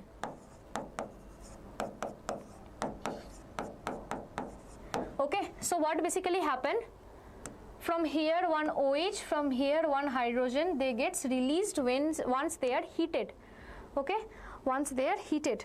So I can give the reagent like, I can give it H plus, I can give heat, or some P2O5 I can give out there. P2O5 is a dehydrating reagent. Okay, it also can release water out of it. Okay, okay, before slide, I guess this one you are asking for. I guess it's clear. Let's proceed. Okay, so now, sorry.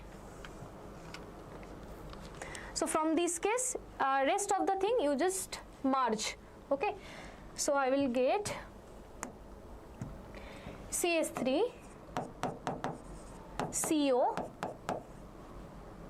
O, CO, CH3. This is the anhydride.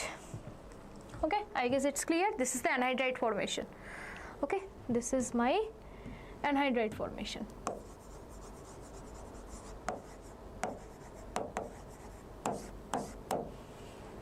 Okay, next one we can proceed with, wait, let me check, esterification. Esterification, you need one carboxylic acid and one alcohol. So next one is esterification. Okay, so I can take one carboxylic acid RCOOH plus, let's say, HOR prime. Okay, from here also 1 unit of water is released. So here what is the reagent? Just catalytic amount of acid you have to give. Okay, it can be of two types, esterification, acid catalyzed as and base catalyzed as well. Okay, so you can, here I am doing the acid, but the product is same. Okay, so let me just show you. The product will be something like this, RCOOR prime. So basically here also 1 unit of water is released. Okay, this is the A star. Next we can proceed with the chlorination, halogenation reaction we can take.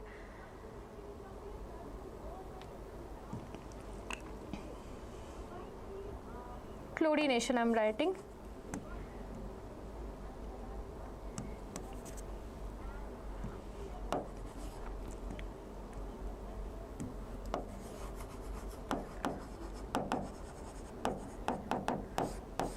Okay, so for this case what I can take, RCOH, again RCOOH. So what are the reagent? It was PCl5 I guess.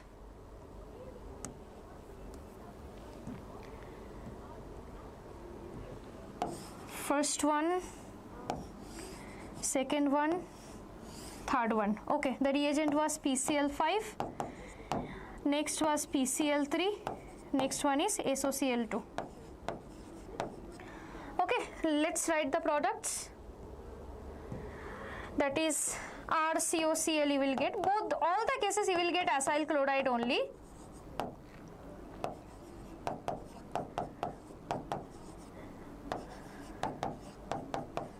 Just the byproduct will be a little bit different. Here you will get POCl3 plus H2O. Here you will get H3PO3. Here you will get SO2 plus HCl. Okay, so here I am writing, instead of writing chlorination, let me just write acyl chloride formation. Okay, let me just name it as acyl chloride formation. Okay, I guess I guess it is clear to you. Let's proceed further. Okay, I am getting one 10.1 slide. 10.1, let me just go back. This one I guess you are asking for. This is a slide for 10.1. Okay, I guess it's clear. Just take a screenshot if you need. Let's proceed further.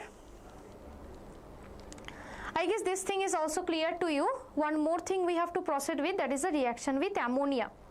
Okay, so you can see if I am having a compound like this, H3CCOOH, okay, and I am having, let's say, ammonia with it.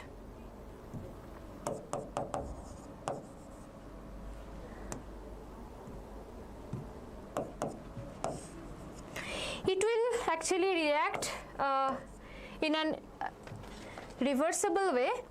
It will form a salt at first, okay, that is your CH3CO, here basically O minus NH4 plus, because ammonia base and this is acid, right? They will react acid base reaction. Further, if they react, if you give heat, 1 unit of water will be released and they will form the amide, CH3 C double bond O NH2. Okay, this is the reaction. So definitely if you are starting reagent is benzoic acid, you can also end up with the benzamide. Okay, so now we can proceed with some different compound. You can see, let's take a dicarboxylic unit. So what is the name of the compound? Can you please comment me over there? What is the name of this compound? I told you at the very beginning whenever I was doing the nomenclature. The name of this compound is basically phthalic acid. Okay, phthalic acid to phthalamide formation, important thing. I am telling you, this is going to be a board alert thing. Okay, so this thing plus, let's say I am having NH3. So basically if you proceed with the reaction, then you will end up with something like this, C double bond O minus NH4 plus. Here also you will get C double bond O minus NH4 plus. Further if you heat this, 1 unit of ammonia will be released from here. Okay, 1 unit of ammonia will be released from here and you will get it something like this, C double bond O NH, here also, sorry, C double bond O, this. Okay, so here this is called phthalimide. This is called phthalimide. Okay, I guess it's clear to you. This is the reaction with ammonia. Okay, let's proceed. Reaction of COOH group, entire COH group will be changed. Okay, so you can see I can have reduction, I can have decarboxylation. Okay, here itself I am showing it. If I am doing the reduction reaction, then basically let's say RCOOH, from here reduction I can get RCH2OH, okay. So okay, the reagent you can give is lithium aluminium hydride in the ether medium. Okay, and you can give B2H6 and H3O plus. Okay, this is a reduction reaction. Now if I proceed with the decarboxylation reaction, I have to give soda lime. Okay, this is a reaction that we did in the 11th grade as well. So you need RCOOH. So first you have to treat it with NaOH, okay, so that you get a salt, RCOONA. Then only you can proceed with the decarboxylation reaction. Okay, then only you can proceed with the decarboxylation. So Yes, if we proceed with the soda lime means the mixture of NaOH plus CaO. Okay, if you proceed with this, then you will get RH plus Na2CO3. Okay, this reagent is called soda lime. Don't mess up with lime soda and soda lime, please. Okay, in my examination actually I wrote lime soda. I still remember. Okay, Syed, phthalic acid once again. Yeah, sure, why not? So phthalic acid, let me just go back. Yeah, this is the phthalic acid. So here you can see NH3, right? So NH3, it will 2 unit of NH3 you will need, definitely 2 unit of NH3 you will need. Okay, here also it will react, here also it will react. Okay, so here also O minus NH4 plus, here also O minus NH4 plus. Further, if you give heat, so from here you can see here nitrogen, hydrogen, they will actually go outside, they will like leave in the form of ammonia, okay, and you will end up with that compound, ammonia and hydrogen gas as well, okay, and you will end up with the phthalimide, okay. It's a kind of condensation reaction, okay. Not condensation, sorry, it's just a removal of ammonia, sorry. I guess it's clear to you, this is phthalimide. Syed, please confirm if you understood or not. Let's proceed. Yes, so reduction, decarboxylation. Yeah, let's proceed. Reaction of hydrocarbon part, okay, very important reaction will come here. Syed, if you didn't understand, please just comment me below once again that you didn't understand, okay. That is halogenation and substitution. Okay, halogenation we will do HVZ reaction, most important, sorry. So let's do it. First let's do halogenation. Here itself I am doing, okay. So halogenation, let's say RCH2COOH. See here neither the oxygen nor hydrogen nor the entire carboxylic part, nothing will be touched. Then this hydrocarbon part will be touched, okay. The alpha carbon out there will participate in the reaction. So this alpha carbon is important here. So you can see the reaction is going on in the hydrocarbon part. The carboxylic unit is untouched, okay. So what we have to give, the reagent is basically any kind of halogen you can give in the presence of red phosphorus, and H2O, okay, and you will end up with the alpha halo substituted let's say I'm having X, right, so I can write alpha halo substituted product, carboxylic acid.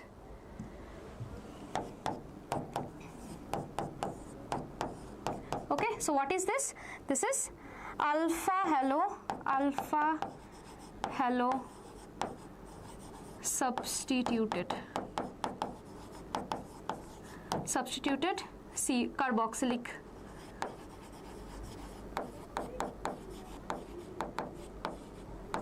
Okay, so this reaction is named as Hell-Volhard-Zielinski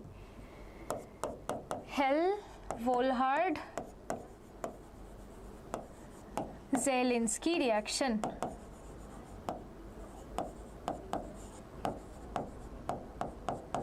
Okay, I guess it's clear to you. Next is substitution. Substitution is very easy. We can start from the benzoic acid itself. So if we start from the benzoic acid, we will try to do some substitution over here. So first reagent that we can give is, let's say, concentrated mixed acid we can give, concentrated HNO3 and H2SO4. Concentrated HNO3 and H2SO4 we can give, and we can end up with the nitro substituted benzoic acid. Okay, in the meta position you will get a nitro substitution. In the meta position, okay, I will come back Syed. Just heating will liberate one ammonia, nothing else, my dear. We'll come back. Okay, so here you can see the concentrated HNO3 and H2SO4. Here in the meta position you will get one nitro group. Okay, so another thing that I can proceed, another reaction, that is I can give Br2 in presence of FeBr3. In presence of FeBr3, here also I can get meta bromo substituted. Okay, COOH, and here also in the meta position bromine will be substituted. These two reaction we can do, bromination, nitration, that I showed. Okay, so these two we can proceed with. Let me just go back here, right?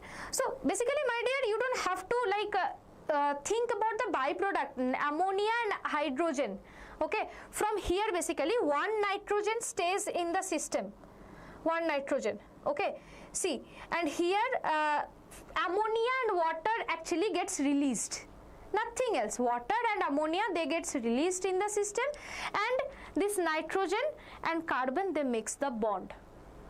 Okay, ammonia, water, that's it, they gets released. 1 unit of nitrogen is released in the form of ammonia, and rest of the hydrogen is released in the form of water. That's it, my dear, and they gets connected, they forms phthalimide, just heating, nothing else. Okay,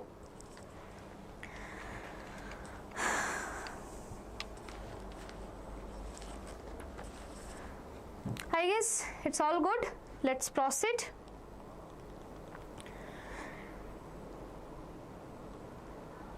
Okay, this thing also I explained. Okay, some question, let me just figure out. So this is a board question paper.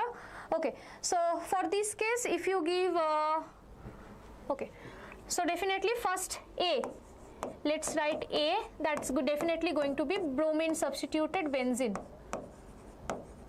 Okay, then after that, here if you give Mg ether, it will form the Grignard reagent. Okay, so I can write it in this way, benzene ring I am writing it like that, phenyl bromine substituted, right?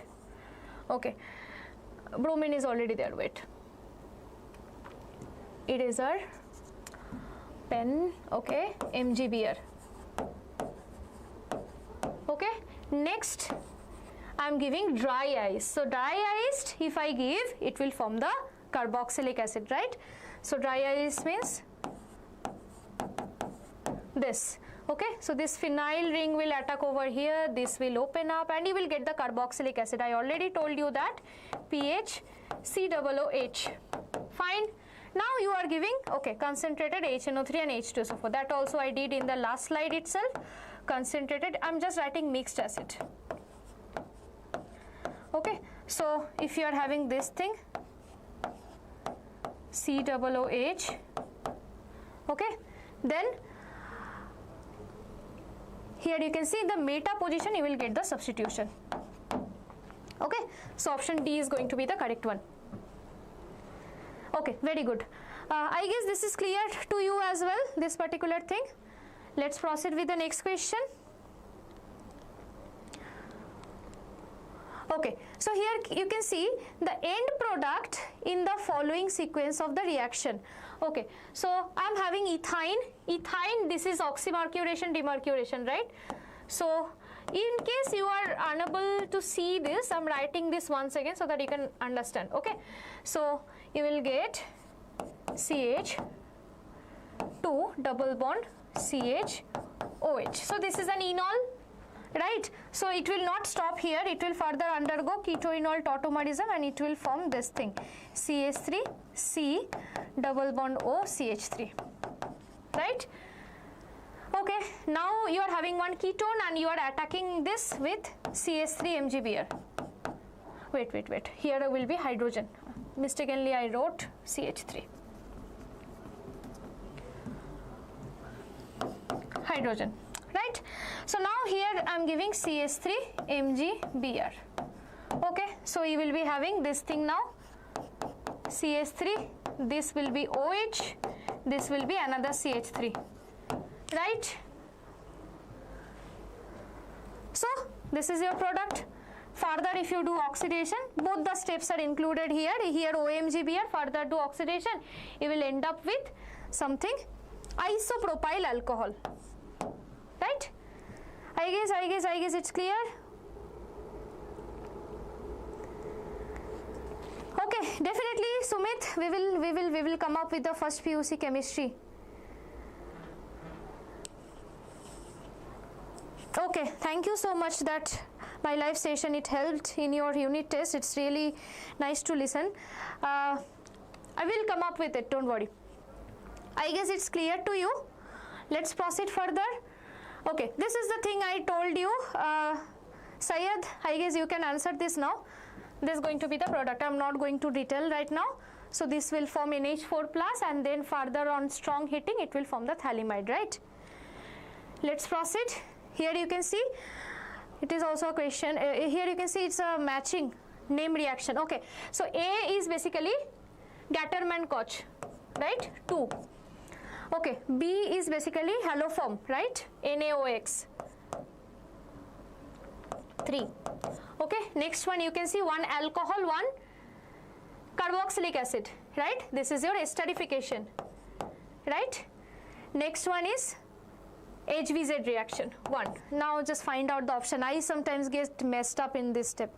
A is 2, right? A is 2. Okay, this one I guess. Okay, A is 2, B is 3, C is 4, D is 1. Okay. I myself did this type of mistake actually, like while after doing the correct thing, while choosing I messed up. So you people please don't do it. Repeat it. Which one I have to repeat, my dear? Can you please tell me?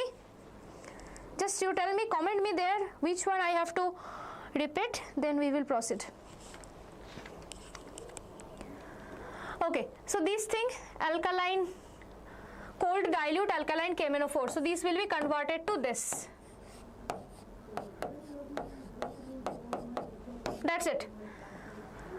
Okay, so this is cyclohexane carboxylic acid. Okay, the numbering is a little bit messed up, so this is the answer. Okay, let's proceed. I guess it's clear to you. Okay, this question, an organic compound X on treatment with acidified K2Cr2O7 gives the compound Y, which reacts with I2 and sodium carbonate to form triiodomethane, means haloform. Okay, so my compound must be haloform active, means it must have methyl ketone unit. And you know what? From which case I can get methyl ketone? Okay, that must be 2-degree alcohol. Okay, that must be a 2-degree alcohol, because K2Cr2O7 gives ketone by heated, like by treated, when it is treated in 2-degree alcohol. So if I am having this type of compound, I must end up with some methyl ketone, right? Because it must be haloform active. So CH3, CH, OH, CH3. So K2Cr2O7, what is the role of this? K2Cr2O7, what is the role of it? K2Cr2O7, it converts secondary alcohol to ketone. Very important thing, huh? Remember this. Okay, so now if you give K2Cr2O7 out there, K2Cr2O7 out there, then you will end up with ketone group, right? CH3, C double bond O, CH3. And now nicely I am having the methyl ketone unit that will give you the iodoform. Okay, I guess it's clear. So your answer is D. Okay. Question 6. Let's go back to 6. This one I told you na, beta. This particular thing, it will form the COO minus NH4 plus at first, whenever it is treated with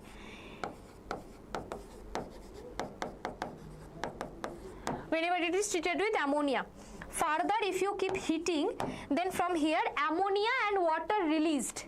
Okay, some unit of ammonia and water released, and this C double bond O stays as it is, and it makes the bond like that, NH. This is phthalimide. Okay, this is question 6, my dear. I did it already here. You can see where I did this thing. Okay, reaction with ammonia. Okay, let's proceed further. Where I was, here I guess, no. Okay, see, these are the direct question of 5 marker in the board examination. It comes, you can see, Helvolar-Zelensky I already explained, nitration of benzoic acid I told, bromination also I told. Okay, so you can see, just for your revision, I am just putting it once again. This is HVZ reaction, alpha halo acid you will get. Okay, and rest of the things you can get it out of there. Okay, next is decarboxylation reaction. You have to give soda lime, okay, in the sodium salt of carboxylic acid. Okay, name the product formed when sodium acetate is heated with soda lime. Again same question. You can see sodium salt of carboxylic acid is used. Okay, and this is the reaction, NaOH and COA you have to give. Next you can see how do you convert acetic acid to acetamide. So acetic acid to acetamide. So what you can do, you can just treat it with ammonia. Okay, acetic acid is something like CH3COOH. Here you just give NH3. Okay, so CH3, it will be converted to COO minus NH4 plus at first, then heat it, then you will get it CH3CONH2. That's it. Okay, I guess it's clear to you. How do you convert phthalic acid into phthalimide? That also I showed.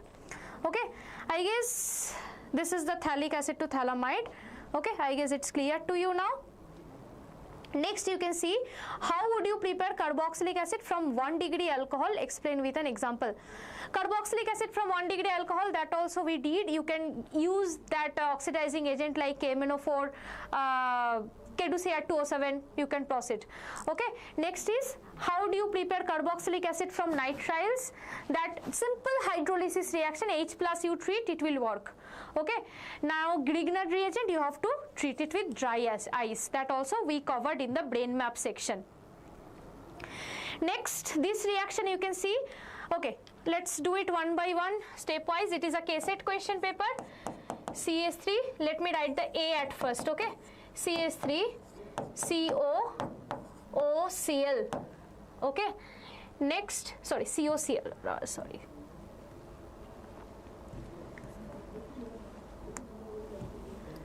COCl. Okay, okay. Next I am having benzene ring. Benzene in presence of AlCl3. Okay, so just can you please predict the name of the reaction and tell me here in the comment section. So this will undergo basically Friedel-Crafts acylation reaction. So in the any position of the benzene ring you just add this acyl group. That's it. Okay, not yet done. Further what you have to do? Again CH3 MgBr you have to treat it. Okay, CH3 MgBr. So once you are giving CH3 MgBr, this will go here, this will open up. Hence you will get one alcohol over there, one OH group here. Here you will get another CH3, here you will get another CH3. This is something you will end up. So CH3 whole twice, COH and C6H5. This is the correct one. I guess it is clear to you. Let's proceed. Okay. Again one reaction. Let's proceed. A, let me write at first.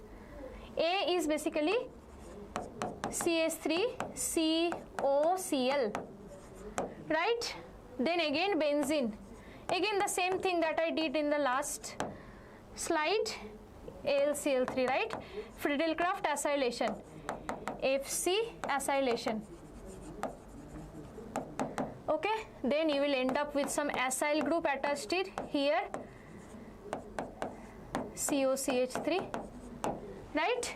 Then you have to give HCN. Okay, HCN, what it will do? Nucleophilic addition, right? CN minus. So CN minus will attack here, it will open up, it will form cyanohydrin, you remember?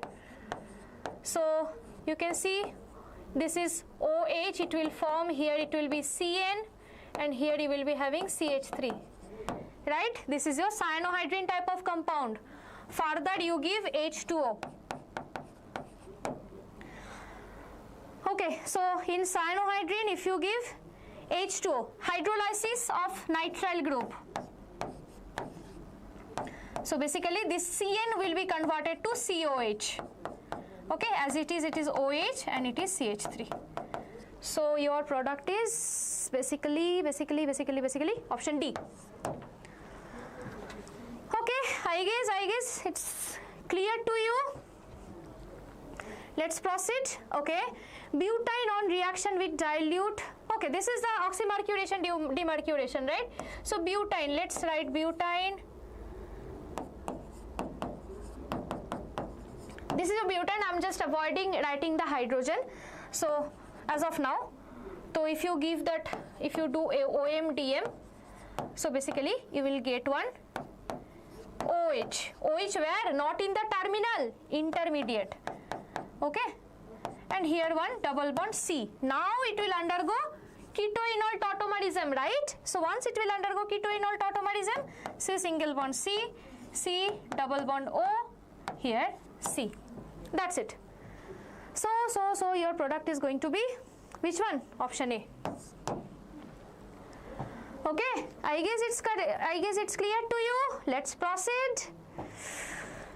Okay, so finally we are at the end of the session. So I guess you people understood this particular live session. I guess it helped you to some extent. So if further you are having any doubt related to the carboxylic acid and all, definitely you will get the PDF. And if you are having any doubt related to this particular thing, please keep commenting in this particular live session. After the live session it will be normal as a video. Please keep commenting over there. I will try to reply and I will try to provide the answers. If any question from any practice paper you are practicing, any question you are getting, please ask me out of there and I will try to reply that. And please make sure you are practicing enough, and I am assuring you whatever we did in this video, it's more than enough for your board examination and your KCET paper. Okay, so please don't forget to like, share, and if you are not subscribed, please subscribe. Okay, we will come up with another session. We will come up with electrochemistry in the next 0 to hero session. So please don't forget to watch that if you want to know some special tricks and tips from that electrochemistry. Thank you so much. I enjoyed a lot with you people. Thank you so much. Bye my dear. Okay, thank you Taharin. Thank you so much.